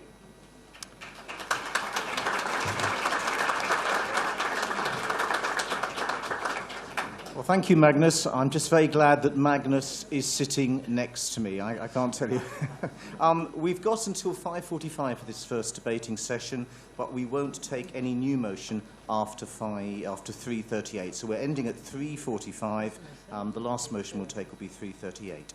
So we're going to start with motion 1. That's on page 35 of your guide, and hopefully the motion is on the screen. Now, this is a lead and lettered motion. So just a reminder, I'll give the proposer and seconder of the lead motion 5 minutes to propose and second, and then I'll invite proposers of the lettered motions to speak from the lectern if they so wish. And after that, I will take other contributions, maximum of 2 minutes each contribution. So motion 1A is standing in the name of the Sunderland branch, and I invite Deborah de Mouchamp to propose. The seconder is Sharon Weston. Hello, conference. Sisters, brothers, welcome. My name's Deborah de Muscamp. I'm representing Sunderland branch and an enormous contingent of North East members over here. Thank you, ladies and gents. It is with enormous pleasure I propose this motion to you. Funding campaigns and many reports over the last few years have shown clearly that schools have continued to experience real-term cuts. The allocation for schools does not reflect what we need to ensure our children and young people can access and benefit from a world-class education system. Vanity projects by successive ministers that draw money away from school budgets have exacerbated our financial woes. I nearly said school woes there, financial woes. I often ask myself if our ministers and their advisors understand what our state sector of education actually is and actually what it needs. Sometimes I wonder if they even know it exists. With a cabinet drawn from a small number of public schools, you do wonder how much they really do understand state education. We need some strategic planning and some accountability. We dare not move in schools without clear intent, implementation, impact, and that's just have a canny cuppa at break time. We have to be held account. Why aren't our ministers held to account? Was our previous Secretary of State made to justify his 3 eyes to an external scrutineer? The lack of strategic, joined-up thinking has left schools having to provide every form of service to their community and not being given a single penny extra. As vital support services have suffered cuts, schools have been forced to step in. We have recycled money, named new money, recovery money gleaned from pupil premium allocations, tutoring money we didn't even want. Recent funding allocations are characterised by a myriad of mirrors and an awful lot of smoke. Whilst our politicians try to tell everyone we are well funded, we're actually fighting for survival. The situation was difficult pre-COVID. It's becoming impossible now. Oh, my nerves are kicking in, sorry. Schools absolutely have their part to play in supporting families. We'll never, ever shy away from that. We want to give every child the best start possible, but we cannot do it alone. We have schools now where school nurses are an endangered species. 2-year-old checkups and a regular visit from the health visitor are consigned to history. Local plans for SEND specialist places so piecemeal that schools of children who need support and specialist help to thrive spending too long in a setting that can't meet their needs. Schools where they regularly, daily signpost families and support local food banks to ensure the families have the most basic groceries in their cupboards. Social care shored up in some areas by school professionals where services are so stretched and workloads so untenable that a shortage in social workers is endemic. And funnily enough, the government's inability to see how this all links together impacts on us, our schools, our families, our children every day. But we step in, we step up, and we fight for our families at the most basic level.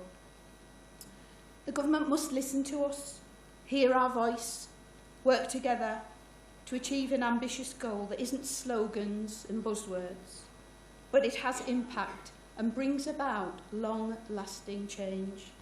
We need a truly ambitious government that is prepared to fund schools properly and the vital services that families rely on. Conference, thank you.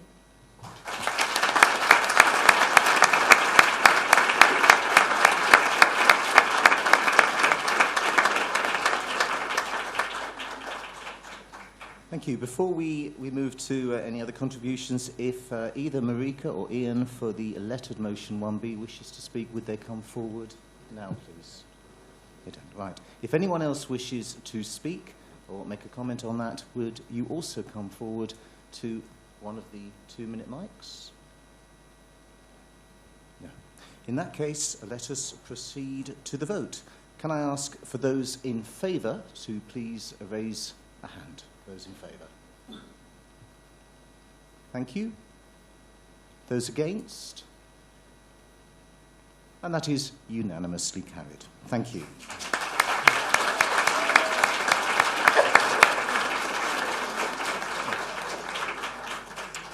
We're now going to move to motion 2, which is again on page 35 of your booklet. It's in the name of the Secondary Sector Council. Proposer Darren Gelder, seconder Paul Gosling. Thank you, Darren. Good afternoon, conference. Darren Gelder. I'm a head teacher across a number of schools in the West Midlands secondary. But I'm a teacher, and that's the important message of this motion. We look at what's happened over the last 19 months to ensure that children's education has continued, and we've looked after them in every possible way we can. We've never stepped back from that. Schools seek to support pupils to the very best of their ability and as appropriate to the role of education. But we are teachers. When I go to the dentist or I speak to a bank manager, I don't expect at the end of the day ask me if I've been a victim of knife crime or if I'm safe online. Schools are being held accountable for the education of pupils, but we're also starting to be held accountable for the wider remit of other areas which we're not professionals at, which isn't our core purpose: health, social care and police. It's felt, both in primary and secondary, we work with secondary very, very closely, and this resonates across both sectors. It is time that we redefine that role of what we are as teachers. To re-professionalise the role of teachers as educationalists, with a focus and recognition of the accountability and responsibility of education of young people being the primary motivation of teachers and leaders in education. And if we're looking at the recruitment that's been spoken about, unless we do this, it's going to be more and more difficult to get people to come into the profession. What do we do as teachers and educationalists find ourselves responsible for and more accountable for? Online safety, sexting, grooming, healthy eating, mental health, levelling up, healthy relationships, diabetes, alcohol awareness, personal finances, racism, gang culture, mobile phones, cultural capital, COVID testing, knife crime, antisocial behaviour, drug abuse, county lines. It goes on. I'm a teacher. That's my job. This is not to say we don't have a role to play, but it's a role with other professionals, parents and partners who are trained and resourced in these areas. Everyone entering the profession is trained to be a teacher and specialised in their area. They've not received the authority or the training to deal with the level of challenge we're seeing in today's society. The recognition needs to be that this is a societal issue and challenges that require a much wider and funded response than passing on to school leaders and teachers to deal with. Third-party organisations and agencies need to be funded and supported to deal with these complex and challenging issues that are presented at nearly every school in the country every day. Raising thresholds that would previously have triggered support for young people is not good enough. Schools dealing with taking statements for police for incidents that have happened outside of school is not good enough. Not being able to call in specialist mental health support when a child is in crisis is not good enough. Providing young people with food, clothing, toiletries and sanitary ware before we can even start a day of teaching is not good enough. Society's problems are not the sole issue of teachers and schools. It's time to recognise that educationalists are professionals, and other identified parties and organisations need to recognise their role in supporting young people in this country. Conference, thank you.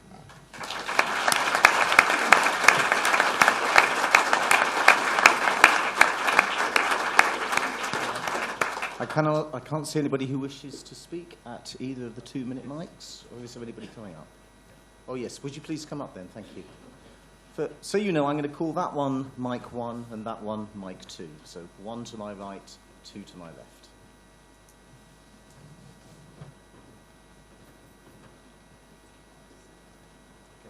Can I ask you, before you speak, could you please say your name and your branch? Thank you.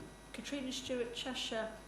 I support the motion, but I think it shouldn't be looked at without the unforeseen consequences. The schools in disadvantaged areas, because their children won't have read that we're no longer accountable for the way they present in school that day, if they've had lack of food, or so it has to go alongside the funding. It shouldn't be taken in isolation, because the children come every day and they won't have read our conference motions, and we won't be able to say to them, oh, well, it's not to do with you that you've not had breakfast. So I do support it, but it has to be seen wider than just education.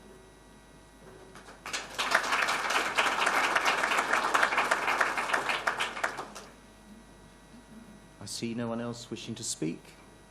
In that case, once again, we will move to the vote. Can I ask those in favour to raise a hand, please? Those in favour? Thank you. Those against?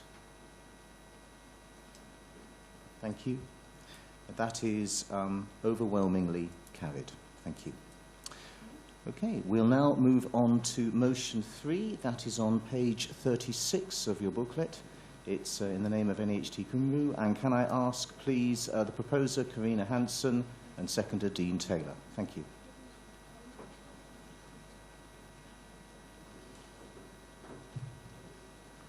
Thank you. Part of the extensive education reform taking place in Wales at the moment is the implementation of the Additional Learning Needs Bill. That came into place in September of this year. While NHT Cymru very much supports the principles of the revised bill, we hold deep concerns around the preparation, around funding, and the sustainability of the model without that funding moving forward. We've got a bill that's come into place under a phased implementation.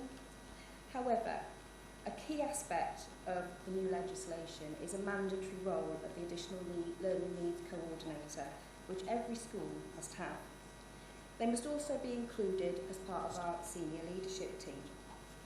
So, this is where forward planning from Welsh Government goes woefully wrong. The requirements of the Elenco within the new legislation are extensive, not only in terms of time commitment and workload, but the revised process, I'll give you an example of that, the revised process of producing IDPs can take anything from 4 to 6 hours per child. Now you multiply that up for every child in your school that needs an IDP, and you can see we're already hitting a problem. Consider a small school. My school's a small school, where my Elenco is a full-time class teacher. I've got a problem already. I just don't have the capacity to let my Elenco out the classroom for a day to sort out every IDP that I need in my school. So many schools at the moment, we've got a Senko, turn over to be an Elenco, will they? That's an assumption that's been made, that every Senko will want to be an Elenco.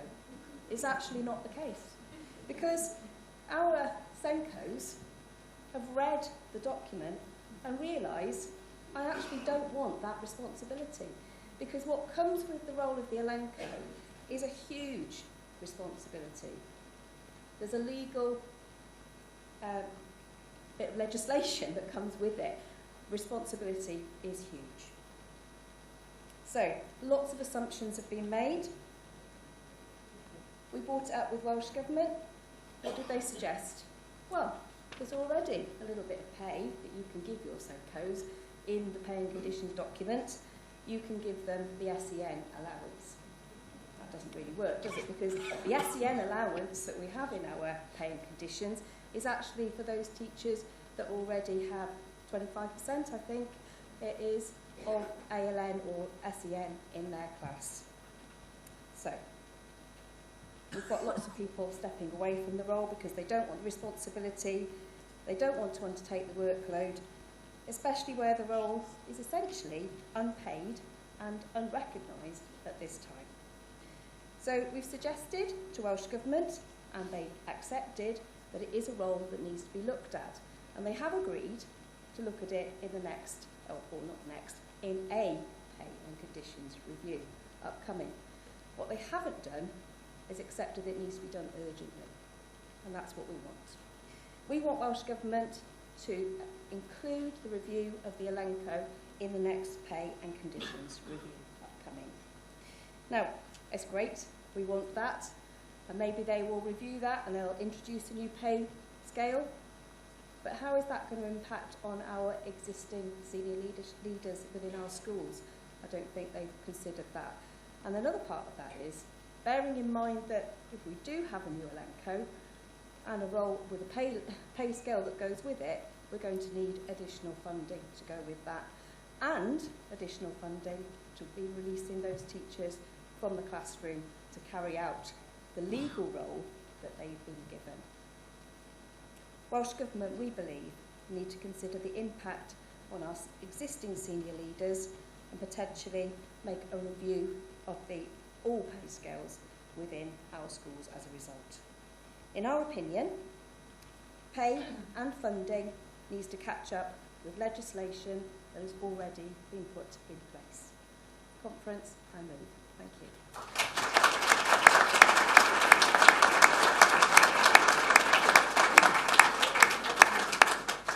Thank you. Is there anyone who wishes to speak at either of the mics? Please come forward.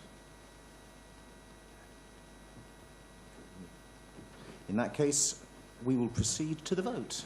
Can I ask for those in favour to please raise a hand? Thank you. Anybody against, please raise your hand. That motion is unanimously carried. Thank you. We have, we're going to do one more motion before we break for refreshments and the next debating session, because the motions then will relate to the equalities theme. So there's one more before the refreshment break, and that's motion number 4, again on page 36 of your booklet, in the name of NEHT Northern Ireland. Proposer Jerry Cameron, seconder Graham Gould.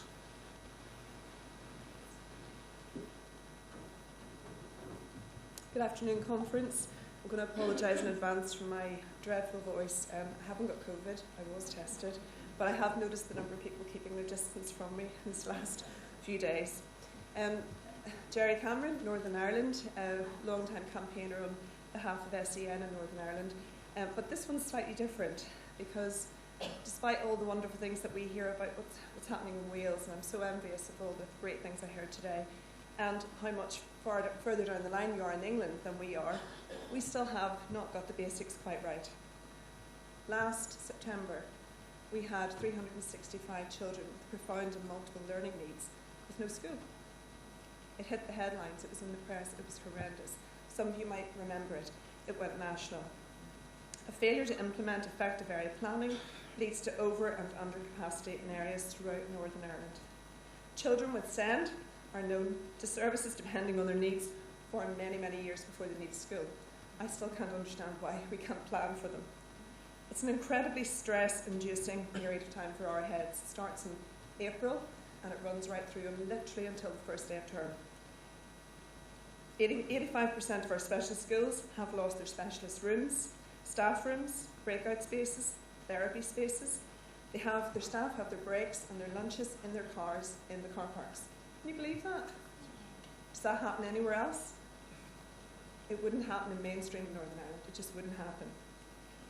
We also have an annual situation where hundreds of SEND children and their parents do not have a school place in September and don't have an equal or an equality experience with their peers in mainstream. It's unequal and discriminatory, and it puts an impossible moral dilemma with potential conflict with our heads, their staff and the parents, as they see more children squeezed into already overcrowded classrooms. NHT remains highly concerned that EA's inability to future plan for rising numbers of children with SEND, and conference calls upon NHT to lobby EA to remove this added workload and stress burden for local school leaders by producing an agreeable area plan as an urgent action immediately. Conference, thank you. Sorry about the voice.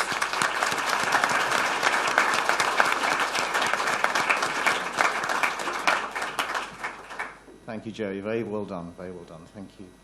And is anybody wishing to speak at either of the mics? Yes, we have a speaker at mic 2. Again, if I can politely ask for name and branch. Jim Nicholson, Stockport branch. Just got to say, totally support this motion for lots of reasons. Capacity building for our children in the UK, full stop, for SEND, for children who need to go to alternative provision, is not thought through whatsoever. And we are seeing more and more of our children and more of our families and parents in despair because there isn't built capacity. Conference support this motion.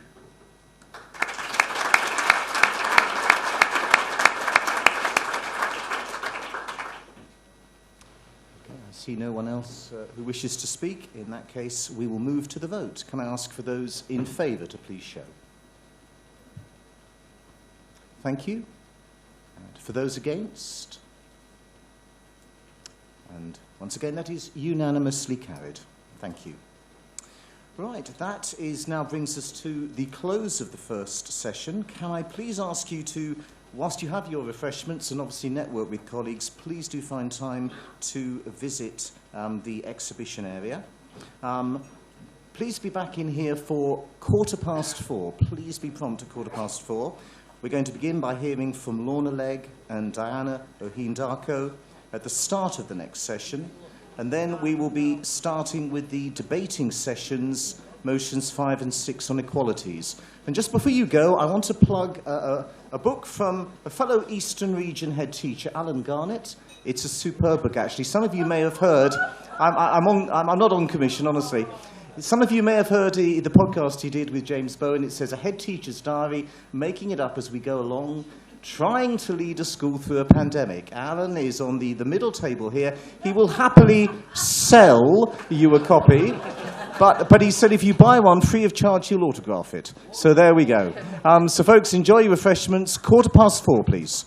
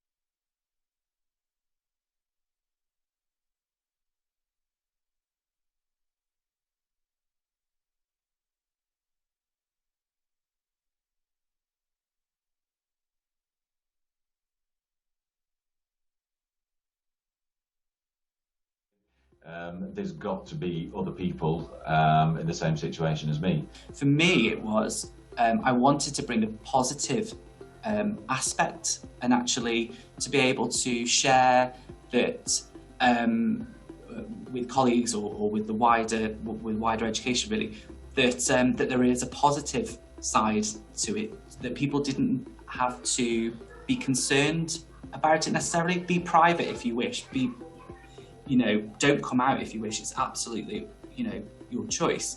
But that there was a voice there that was a supportive voice and that was somebody to go to if you just needed an ear to bend, I suppose. That's what drew me to the NAHT Leaders, LGBT Leaders Network, to have that support network for myself, but also to offer that support network to other leaders. So really it is a soundboard, or I would see it as a soundboard going forward, to be able to allow every school or every organisation to offer LGBT plus support for staff, pupils and the wider community. It comes back to leaders being able to be themselves in their workplace, and the positive benefits that also has for the children.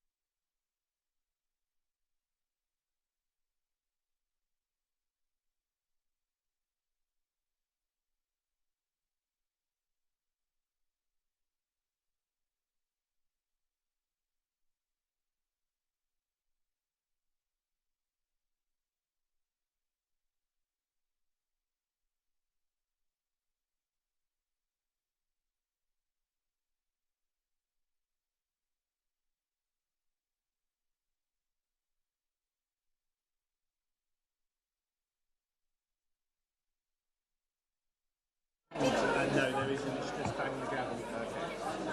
When you're ready.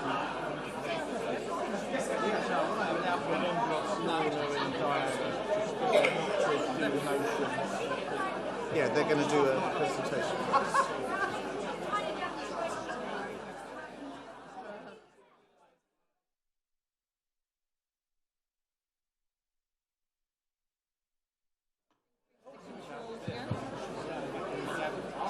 Thank you, everybody. Welcome back to our final session of the day. As many of you hopefully will have seen, earlier this year, NEHT proudly supported members of our new Leaders for Race Equality network in developing NEHT's first ever book. The book was entitled You Are Not Alone, Leaders for Race Equality. And it shares the personal experiences of 14 NEHT members and school leaders from Asian, African, Caribbean, and multiple backgrounds. For me, the book highlights the incredible strength, the skill, and the determination of our members. And I would like to extend a heartfelt thank you to all of the authors for putting themselves forward in such a way. I'm sure it can't have been an easy thing to do. And whilst the stories include some terrible examples of racism and discrimination, what is also weaved throughout is a feeling of inspiration, determination, and hope.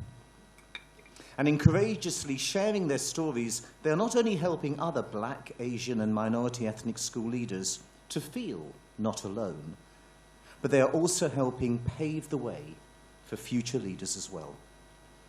And of course, it is always most powerful when you can hear from those who have written and lived these experiences directly. And that's why I'm absolutely delighted to invite Lorna Legg and Anna O'Heen-Darko, two of the authors of the book, to the stage to share a part of their stories now. Shall we welcome them?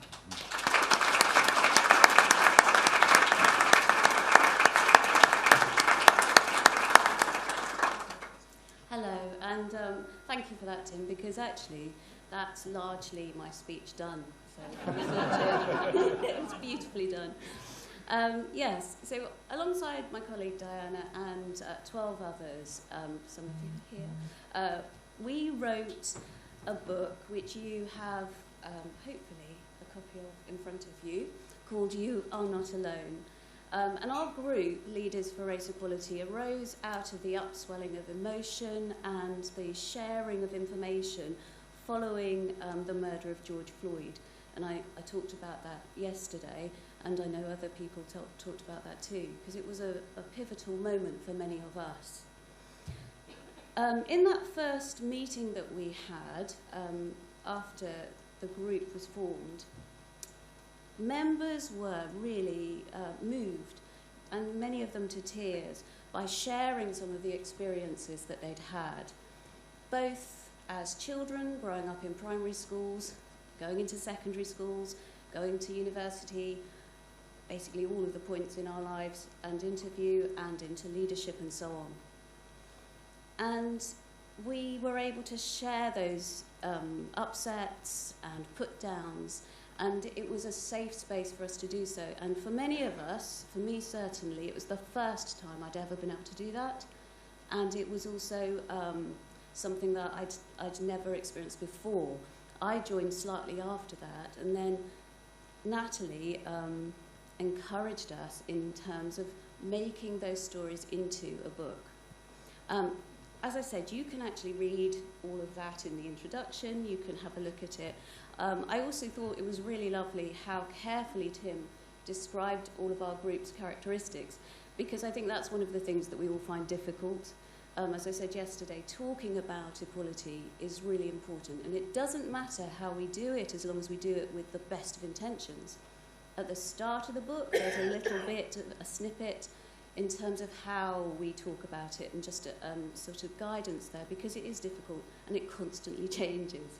But I think it's just that if you are prepared to read through and read some of those stories, I hope that what it does for you is one of the things I mentioned to Paul Paul Whiteman when we first had that meeting, and he asked some very sensible questions, such as how will we do this, and then when might it happen, and then also, you know, what will the aims of the book be? Absolutely supporting us, but very crucial questions. So the main aims, I think, and I'll try and put it in 3 because it's just easier to remember, but to help people whose colour is not a barrier, to understand those, you know, different things, those barriers that get in our way, and to walk in our shoes, and sometimes understand that the things that you might say or do can be difficult. But, you know, again, I say with the best of intentions sometimes, but also to be aware of those things and the impact of racism. To help people of colour, secondly, who might consider teaching and school leadership if they are aware that there are people in those positions. And I think it's important that the NAHT has allowed us this platform to be able to do this. And thirdly, to help teachers and school leaders and children of any colour to understand the importance of education and educating from primary level. At that stage, racist and sexist stereotypes are formed, but they can be challenged. And also, the damage that is done to primary school-age children, as you'll see in the book, that's one of the themes, is fundamental to your sense of identity. So it is part of our role to address those stereotypes. It is part of education. So I just wanted to share with you, it's not from the book because you can read that. It is from one of our group who wrote in August, and I won't use her name because she wrote something as well, but I'll share it with you. Hi all, I know I'm relatively late to the party, story of my life, but today I read You Are Not Alone. I laughed, I cried, and I empathised. What a powerful publication. It was a wonderful reading experience, knowing that I was connecting with some of you on here, that's on WhatsApp, through your stories. It inspired me to write my own account. It hasn't been proofread or edited. It's rough, but it's from the heart. I haven't written in a long time. It's something I used to love and do a lot more of for pleasure, but it was so cathartic and therapeutic that I hope you don't mind if I share it here with you. And she just wrote, I'm just going to read an extract of what she wrote, because it goes right to the heart of why it's so important that we do address this from primary up. I loved reading Hans Christian Andersen's fairy tales, so when my primary school teachers announced that we would be putting on a performance of the Tinderbox, I couldn't wait to audition for the part of the princess. My friend was also auditioning. I'd worked really hard, rehearsing for my little audition with the help of my mum. I turned up in front of the panel of 3 teachers and I gave it my all, keeping everything crossed. A few days later, at lunchtime, we'd gone out to play, but I'd left my skipping rope inside. So I trotted back to my classroom to fetch it. The teachers were inside having a working lunch. I was just about to knock and ask if I could get my rope when I heard them talking about the auditions. You might be able to imagine what happened next. I'll just call the 3 teachers A, B and C for the sake of just in case. So, A. So who are you going to cast as the princess then? B. Well, J was by far the best. She's a cracking little actress. C. Agreed. But N. She looks like a princess. A. Oh, yes. Just think how I could plait her lovely long blonde hair. B. So we make N the princess then? C. Yes. I think so. We can find another part for Jay. Needless to say, I was heartbroken. I didn't join in skipping that day. Instead, I hid in the cloakroom, pinching my ugly face and pulling my short curly hair to try to make it grow longer. And later, when they approached me and offered me some other role, much to their surprise, I turned it down and opted to work backstage instead. If I wasn't pretty enough to play the princess, then I wasn't pretty enough to be on stage. Despite what my family said, I felt that I was right, that the image that I saw in the mirror was not beautiful. And no matter how hard I worked or how good I was, I didn't succeed because I didn't look the part. Then George Floyd was murdered, and now I'm enlightened and educated. I no longer have my head in the sand. I've found the courage to connect the dots and face the hard, uncomfortable truths. For the first time ever since I found Leaders for Race Equality, I don't feel the need to explain how I feel because I am not alone. So her comments and her own story really touched me, and they demonstrate the impact, the potential of sharing our stories and of people sharing their stories as well. And it raised that common theme that we must, as educators, challenge those stereotypes and the victimisation that does happen in our schools, and we know it. And this is right from primary. It demeans us and it divides us. So I would hope that because we understand that we are actually, secondly, reducing the number of people who are able to contribute to our society, because there's a vast store of talent. We are only really gaining the best from a tiny minority of society, the privileged few, if we don't change the way that we educate. So that's in terms of staff and pupils. And because we must work together to mend our divided society and our broken world, I feel that we can stand together or we fall together. Hopefully you'll join us or become our passionate allies. Either way, we feel we're not alone anymore, thanks to the NAHT and our group. And thank you.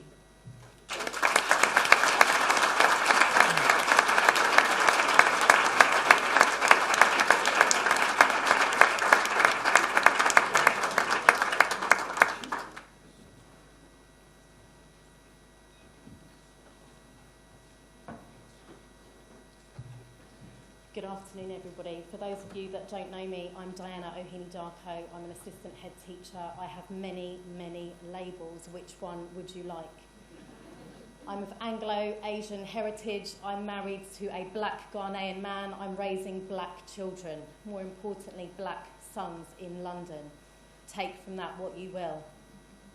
And I just want to pause a moment and ask you, what did you worry about this morning when you woke up?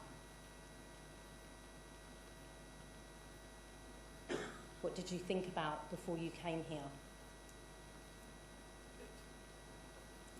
I'll tell you what I did. It was 6:30 in the morning. It was very, very dark. And I was dressed and ready to come here. And I knew that my black sons were sleeping in their beds.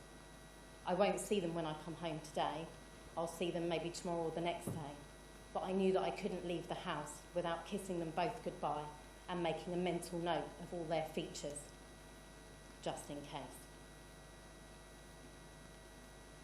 And I know that sounds stark, but actually we live in London, we live in a time where racism is rife, and it might not be your experience, but I wake up brown every day.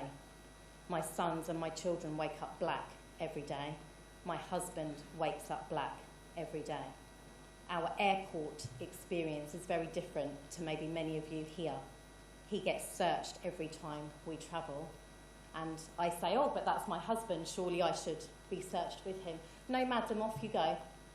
And I'm just supposed to magically leave him somewhere off to the side and carry on.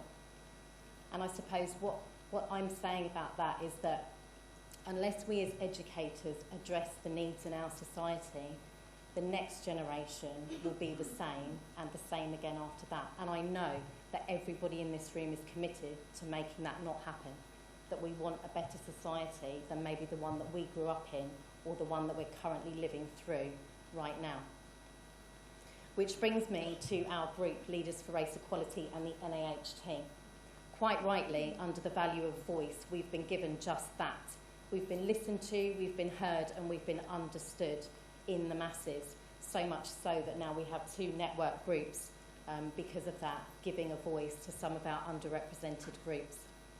We've found a place of identity and belonging, and that's exactly what we're trying to create for our young people, that they can walk into a room, any room, and not feel underrepresented or not feel that they've got eyes on them because of the colour of their skin, or that they're in the wrong place, or that they've walked through the wrong door. We've found in our group a place of support and collaboration where we can dip in and out of ideas with wonderful, wonderful human beings. And I don't just mean that the group in terms of Leaders for Race Equality, I mean that as a network at large. And Paul Whiteman and Natalie Pettifer have certainly been behind that, Natalie Arnett, and they've been our steerers behind what we've done in terms of achieving this book over the last 18 months, championing change with us, and all the while walking by our sides. We had to be brave in writing this book. Lifter spoke earlier very articulately about stories and human representation across the globe, and that's exactly what we've done in the book. They are only 14 stories. There are many hundreds more, there are many thousands more across the globe, but these are our stories, and we had to look deep within ourselves to share them with you all. So I hope that if you do read it, that you walk in our shoes just for a little while, that you sit down with us over a cup of tea and share with us some of our experiences, and just take a little bit of time to walk with us in the way that we walk every single day. This book, although it might not be a W.H. Smith bestseller, for example, and it might not be on Oprah's book club list or what have you, Judy and Richard, for example, actually we've broken barriers by what we've done, because through the NAHT our voices are now being heard in print form, and how powerful is that?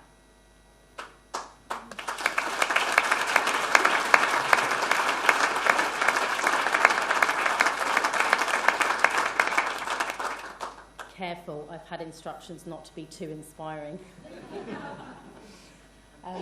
So just to think about, equality is everybody's responsibility. We've heard so many messages here over the last couple of days, and probably more to come. And it's so humbling to sit in a room where you absolutely know that everybody is committed to that. And more so, speaking from a person of colour's perspective, to sit in a room and know that people have got your back, and people are your voice with your own voice. That is a very powerful movement indeed. And to be part of the NAHT, standing here today and saying, this is who we are and this is what we do. This is who we are and this is what we stand for. And as Lorna quite rightly said, and I know it's a phrase out there, but my late father said it many a time, you either stand for something or you fall for everything. So just to end, thank you. Thank you for hearing our voices. Thank you for listening to us today. Thank you for providing the platform. And I'll end on just a little phrase that is well known over the African continent, which is Ubuntu. I am because we are. Thank you.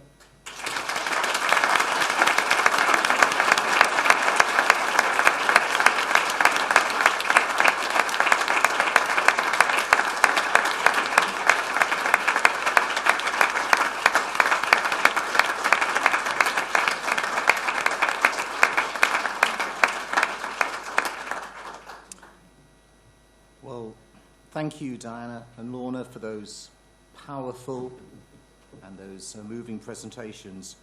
And Diana, I'm sorry, you may have had instructions not to be inspiring, but forget it. Both you and Lorna were exceptionally inspiring.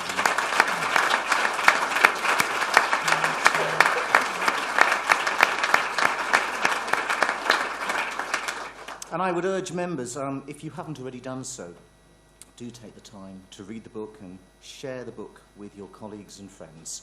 And copies of the book, if you don't have one, will be handed out at the end of this debating session as people are leaving.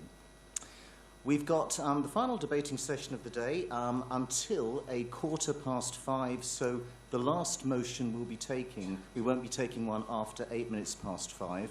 When we come to the end of the formal debating sessions, I get the thrill of using my hammer again to close the debating sessions.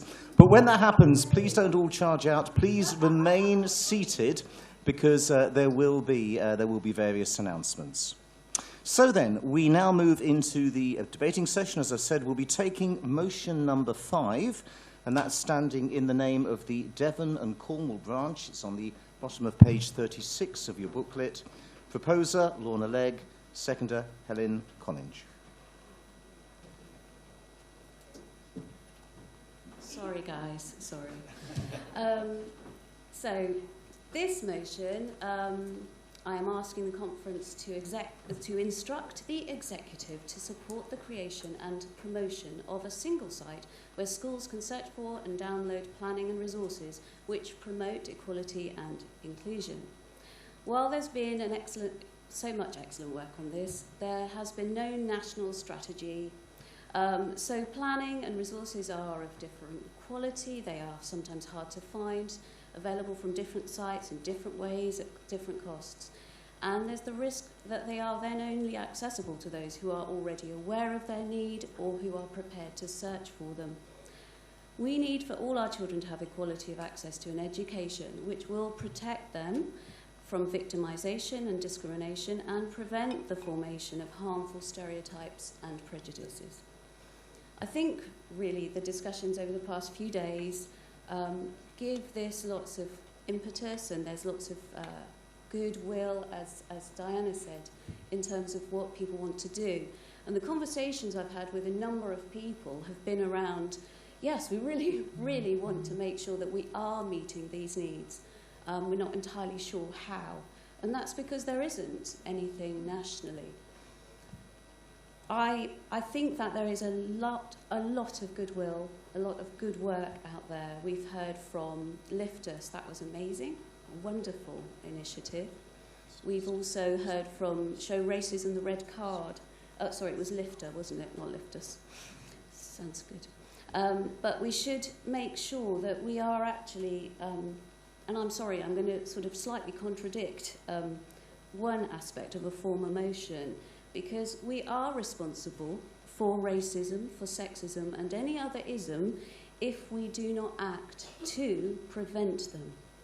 It's in the Race Relations Act, and we are also, here to educate the whole child, not in this sort of 1950s way, just give them information. We are here as educators. I was born, bless you, in Hampstead, London, in the late 60s, a time of huge social turmoil, when Enoch Powell had been behind a drive to recruit nurses from the Caribbean in the early 60s. And then he gave his infamous Rivers of Blood speech in 1968, effectively blaming those he had invited to rebuild the mother country as it was seen by people, and for the discrimination that they faced. My mum is Jamaican and my dad is English, so their early experiences of being a mixed-race couple in London then was challenging. They faced all of the different signs barring them from different places, and they found refuge with a family of Polish immigrants. She'd come, my mum, to finish her training, and she'd expected a place of beautiful green fields and just welcome. And actually she faced greyness and pretty grim streets and faces as well. And she was spat at and she was called names, even when she was trying to help people in the hospital. And I hate to repeat the message, but we do still face those difficulties, as Diana shared, those fears that breed hatred, because actually it does come from ignorance and it does come from fear. It is important that we do think and try to end this sort of fiction, better suited to an Enid Blyton novel that we've been subjected to, which is really a pale facsimile of our real history. which is a story of a people woven out of the diverse lives of all of those who have become British, black, brown, and otherwise. And we've always come from all parts of the world. It's not a new story. It's just how we tell it. And the dichotomy of that unity and diversity is really what makes us who we are. And I'm just going to quote David Olusoga before somebody puts their hand up and tells me my time's up. A nation that doesn't understand its past can't understand its present, and how the legacy of slavery and empire remain at the heart of British life today. Some of our families were enriched by it, and some of our families were impoverished and brutalised by it. It is alive in almost every aspect of modern British life you care to name. We need for all of our children to have equality of access to an education, protect them from victimisation and discrimination, and prevent those formation of harmful stereotypes. So I ask you to support this motion. Thank you.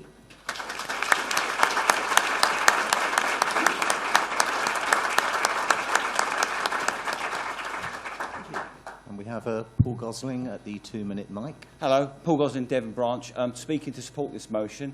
I think it's really important. It's not something that the NHT usually gets involved in, providing sets of resources, but I think in this case it's something that we should get behind to make it as easy as possible to get those resources out there so that we can all use them wherever we are in the country. Thank you.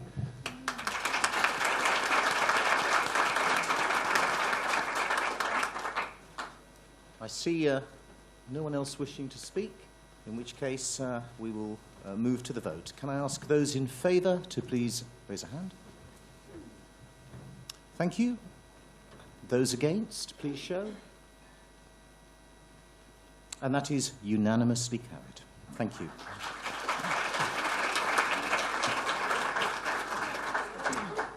We're moving on now to motion number 6. This is standing in the name of the Diversity and Inclusion Group. It's on the top of page 37 of your booklet. The proposer is Sarah Hewitt-Clarkson and seconder Paul Gosling. Thank you, Sarah. Thank you. I have some slides, and we're doing it by telepathy, so we'll hope this will work. In the few months that have passed since we wrote this motion, we have seen more and more news stories about inequality, hate, and injustice. The wording, I realise now, of the motion may not be strong enough. Laws are only as good as the actions, beliefs, and behaviours that accompany them. We have an Equality Act which clearly states that there are 9 characteristics that are protected in law, and yet we see that this is too often not the case. Even when laws work well, they tackle overt inequality, not covert. We are nowhere near a state of equality, equity, and justice where the law is a lived reality for everyone. In the last few weeks alone, we have seen so many hate-filled stories. For example, far-right promoting anti-Semitism and misogyny, football fans charged with racist abuse, and Sabina Nessa, a primary school teacher, murdered. We are not there yet. Euro 2020, we saw hideous racism towards members of our national team. In Birmingham, we have seen homophobic attacks, pre-planned and premeditated. Sports, women and men fighting hatred, anti-Semitism on the rise. And MPs and others facing Islamophobia and misogyny. This is Zara Sultana, MP for Coventry South. And this is just one of many accounts that she has talked about here. I can leave you to read the hideous words. One person, for example, wrote to me, and I quote, "Sultana, you and your Muslim mob are a real danger to humanity." Another wrote, "I'm a cancer everywhere. Europe will vomit you out." A third called me a terrorist sympathiser and scum of the earth. And that is sanitised, the sanitised version of that, because it's unparliamentary language. And of course, we have seen the grotesque details unfurl of the last few hours of Sarah Everard's life and the murderer's banter-excused life as a misogynistic police officer. 81 women have been murdered in England since Sarah Everard's death. 23 years ago, after Stephen Lawrence's murder, Sir William Macpherson concluded that the investigation was incompetent and the force was institutionally racist. Now there are calls for a review into institutionalised misogyny too. We have work to do. The enormity of these global issues is hard to comprehend, but the NAHT does not shy away from difficult conversations. The NAHT and its members cannot solve this alone, but we must play our part in the movement to make equality laws reality and fight for new ones when the old ones do not work. Challenging stereotypes must be part of this work. As Chimamanda Ngozi Adichie says, the single story creates stereotypes, and the problem with stereotypes is not that they are untrue, but that they are incomplete. They make one story become the only story. There are excellent people doing excellent work throughout the country and in many of our schools, and it can feel like we're running to keep up with the events that unfold before our eyes. Leaders have had to get to grips with new terminology, new laws, even unheard of a few years ago: county lines, peer-on-peer abuse, upskirting, revenge porn, stealthing, coercive control, to name but a few. Our Leaders for Race Equality and our LGBT+ network have done excellent work in the past 12 months. Things are moving, and You Are Not Alone is a beautiful book, and the blurb on the back gives you an excellent summary of what we're talking about today. The first 2 days of our conference have shown our commitment to equality. Yesterday, we heard Cleo's poem about racism. She ended, I've seen the start, but sure ain't seen the end. We need more than thoughts and prayers and lessons learned. Lessons, it seems, have not been learned. Earlier today, one of our members says, I don't know what to do. And we must listen to that and act and give answers to our members. The time is now. We must work quickly and intelligently to further our understanding and clear commitment to action and resources so that our union is at the forefront of insistent change. We must lead the charge and be part of the action that gives us all much more than thoughts and prayers and lessons learned. I will end with Keith Allison's words. He's the Minnesota Attorney General speaking after the conviction of the police officer who murdered George Floyd. And he said, we need social transformation. Never give up hope that things will change. Nobody can do everything, but everyone can do something. President, sisters, brothers, conference, I move.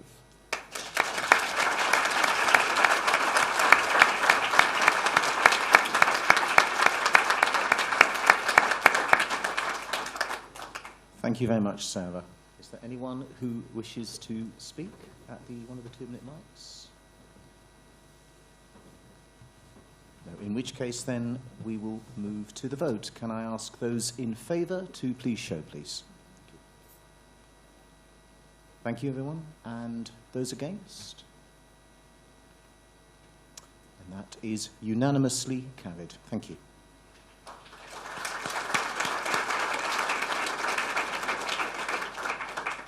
We're now going to move to motion number 7. That's in the name of the South West region. It's on the middle of page 37 of your booklet. Proposer, John Snell. Seconder, Nicholas Smith. Thank you, John. Thank you. Good afternoon, conference. Yes, John Snell. I forgot who I was then. John Snell representing the South West. I'm going to start by getting you to think of a plastic cup. We live in a throwaway culture. And as has been the case, we would be throwing plastic away. And yet, as a culture, we've realised that that's not acceptable in terms of plastic. But it does appear that as school leaders, we are still part of a throwaway culture. And I'm really passionate about this motion I'm going to present to you now. In fact, the majority of the presentation itself has come from other school leaders. And I'm sure whether you are a first-timer at conference today or you've been here for many years, you will understand the importance of this motion. I'm sure we have or know of someone who has disappeared from their school seemingly overnight following an Ofsted inspection. Such a dramatic event has obvious ramifications for that person and their families, but also, of course, the staff in their schools, the children, their families, and, of course, the wider teaching profession as a whole. And my question is, what message does this give? What happens to them is happening to us. It affects us emotionally, and as professionals, what do we think when we hear of these incidences? I'm sure you, like me, don't believe this should be right, and it doesn't resonate with the principles that I hold dearly. A head teacher colleague explained to me firsthand how this had affected her, and I'm sure we've all got stories of this. Her first experience of this was actually as a new deputy head teacher. She worked in a school with a demographic of mostly white working-class pupils. Most families were just about making ends meet, and they had to build and maintain the trust and confidence of parents, many of whom had not had positive experiences of schools themselves. But everyone who worked there loved it. There was great camaraderie amongst the staff, and the children knew that they were loved and cared for, and that every member of staff was working above and beyond to ensure that they believed in themselves and wanted to learn. While the curriculum was broad and rich, where arts and sport were strongly promoted, Year 6 SATs results weren't great. The head teacher took the call, we call it the brown phone call, and we awaited the team. The lead inspector empathised with staff on that first morning in the briefing, curiously telling the school how he understood the difficulties of a school facing special measures. But of course, at that point, the school was not in special measures. Yet, as he stated time and time again, the data indicated that every area of the school was inadequate, regardless of what was seen in lessons. And so, of course, by the end of the inspection, they were indeed a school in special measures.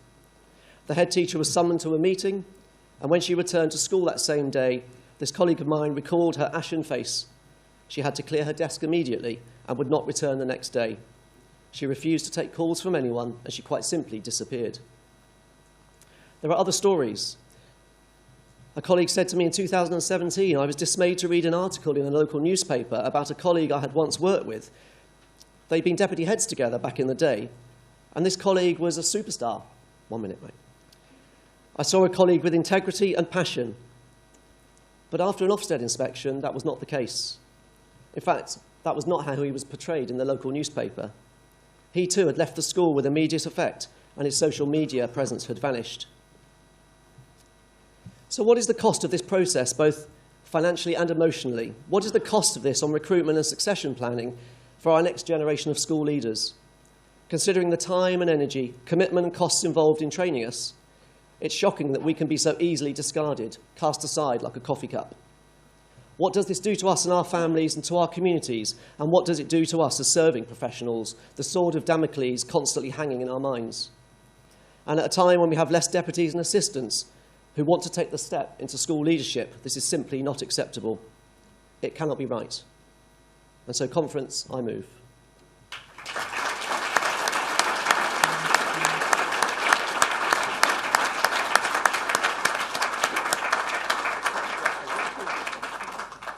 Thank you very much, John. And I see Simon is coming to mic 2.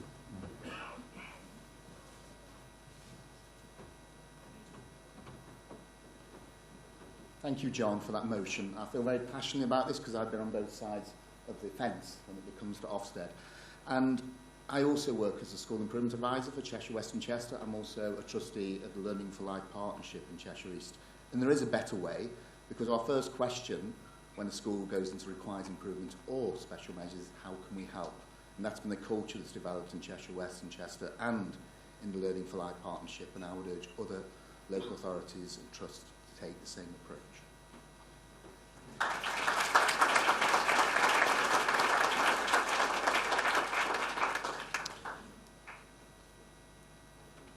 Thank you. I see no other speakers with mics, in which case we will move to the vote then, please.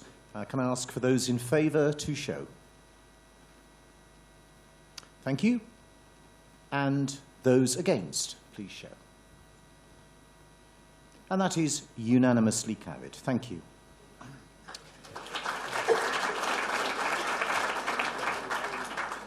Moving on again with the theme of Ofsted inspections, this is motion number 8.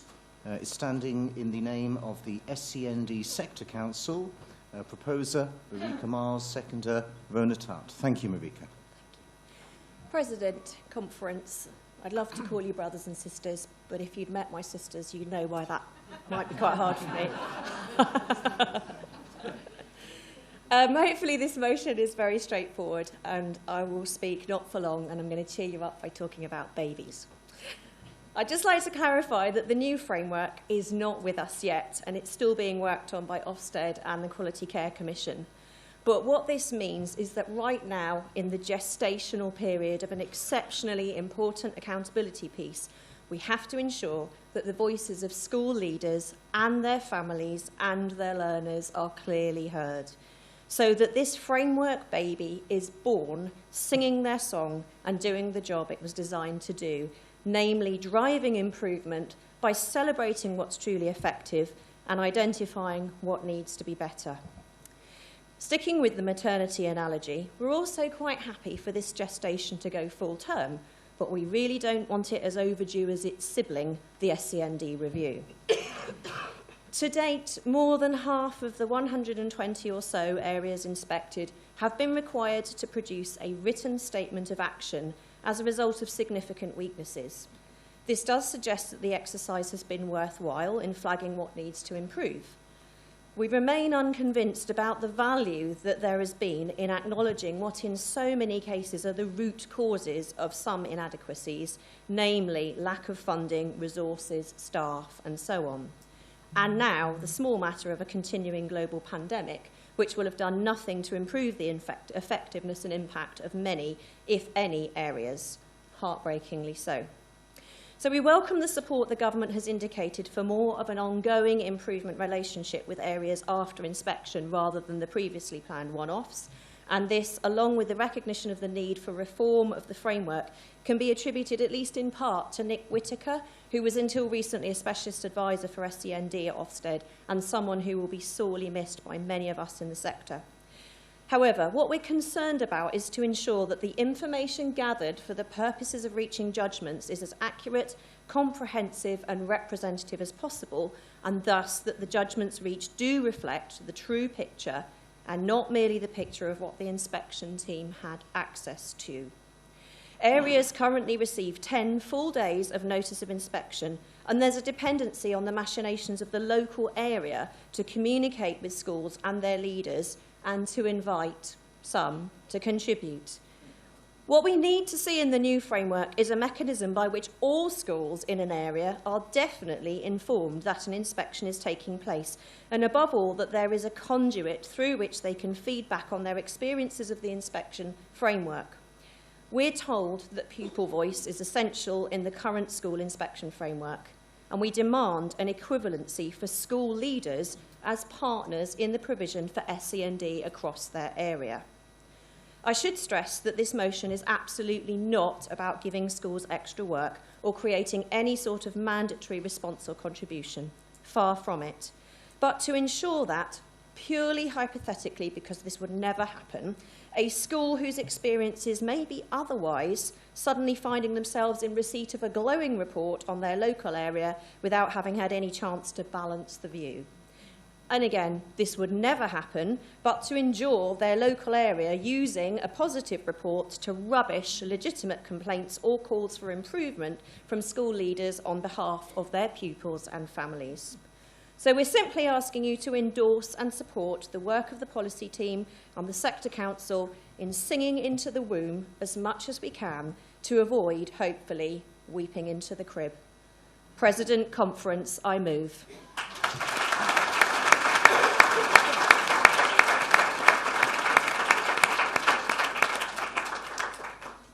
Thank you very much, Marika. Are there any speakers?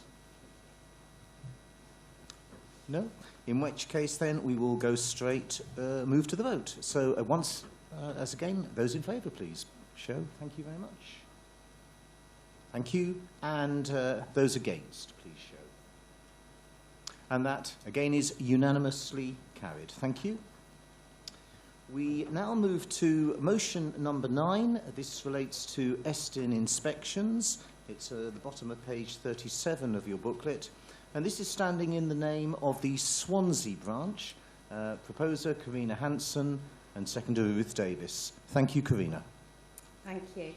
Okay, it is the last time I'm coming up, I promise. I won't be here again. And you can tell we've got the short straw, so not doing it again. Okay, thank you. So NHT Cymru believes the current arrangements for appealing and indeed repealing ESTIN inspections fail to provide a fair and transparent process.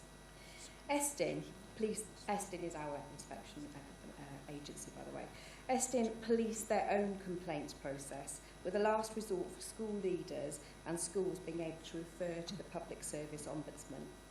A school has little opportunity to challenge the outcome of an inspection. So the current process of informal resolution is an investigation by Estin itself. And finally, if the issue remains unresolved, a referral to the Public Ombudsman. None of these stages supports a thorough, independent investigation. The current process does not allow for complaints or challenges about inspection judgments to be considered after an inspection has happened or a review. The guidance says that before and during an inspection, the school, college or provider has the opportunity to provide all the evidence needed for the inspection team to reach its judgments accurately and fairly. However, as we've just heard, in the throes of an inspection, it's not always possible to submit all the evidence required or to feel that all concerns raised have been listened to. And this can happen for a variety of reasons. We all know that inspection is a highly stressful time, and school leaders need some time to redress any issues should they arise after an inspection is finished. In addition, sometimes the narrative on an inspection is seen for the first time when the draft report is submitted to the school. Sorry, I've just lost my space. Hold on a moment. Happened before as well, didn't it? Do apologise.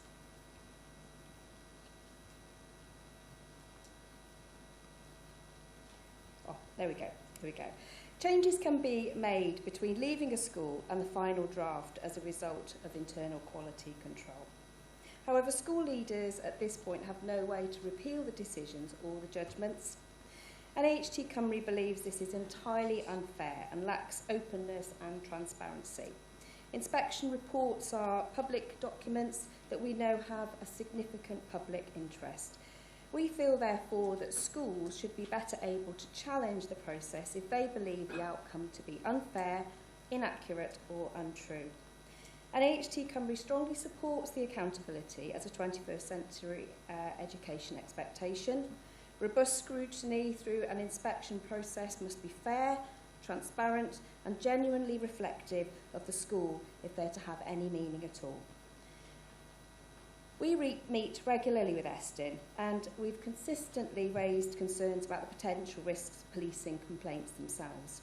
We know that there's a fear amongst members that complaining will give their school a bad name, and Estin is working with us to dispel a culture of fear.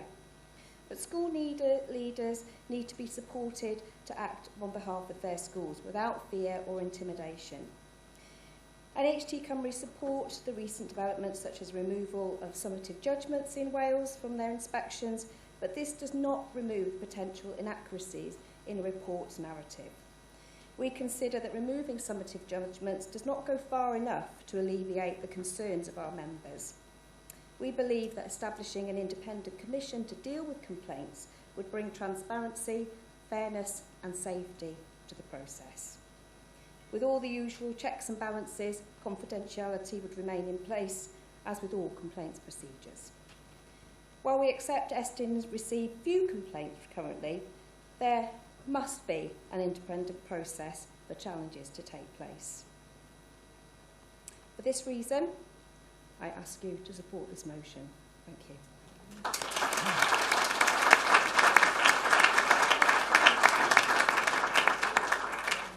Thank you very much, Karina.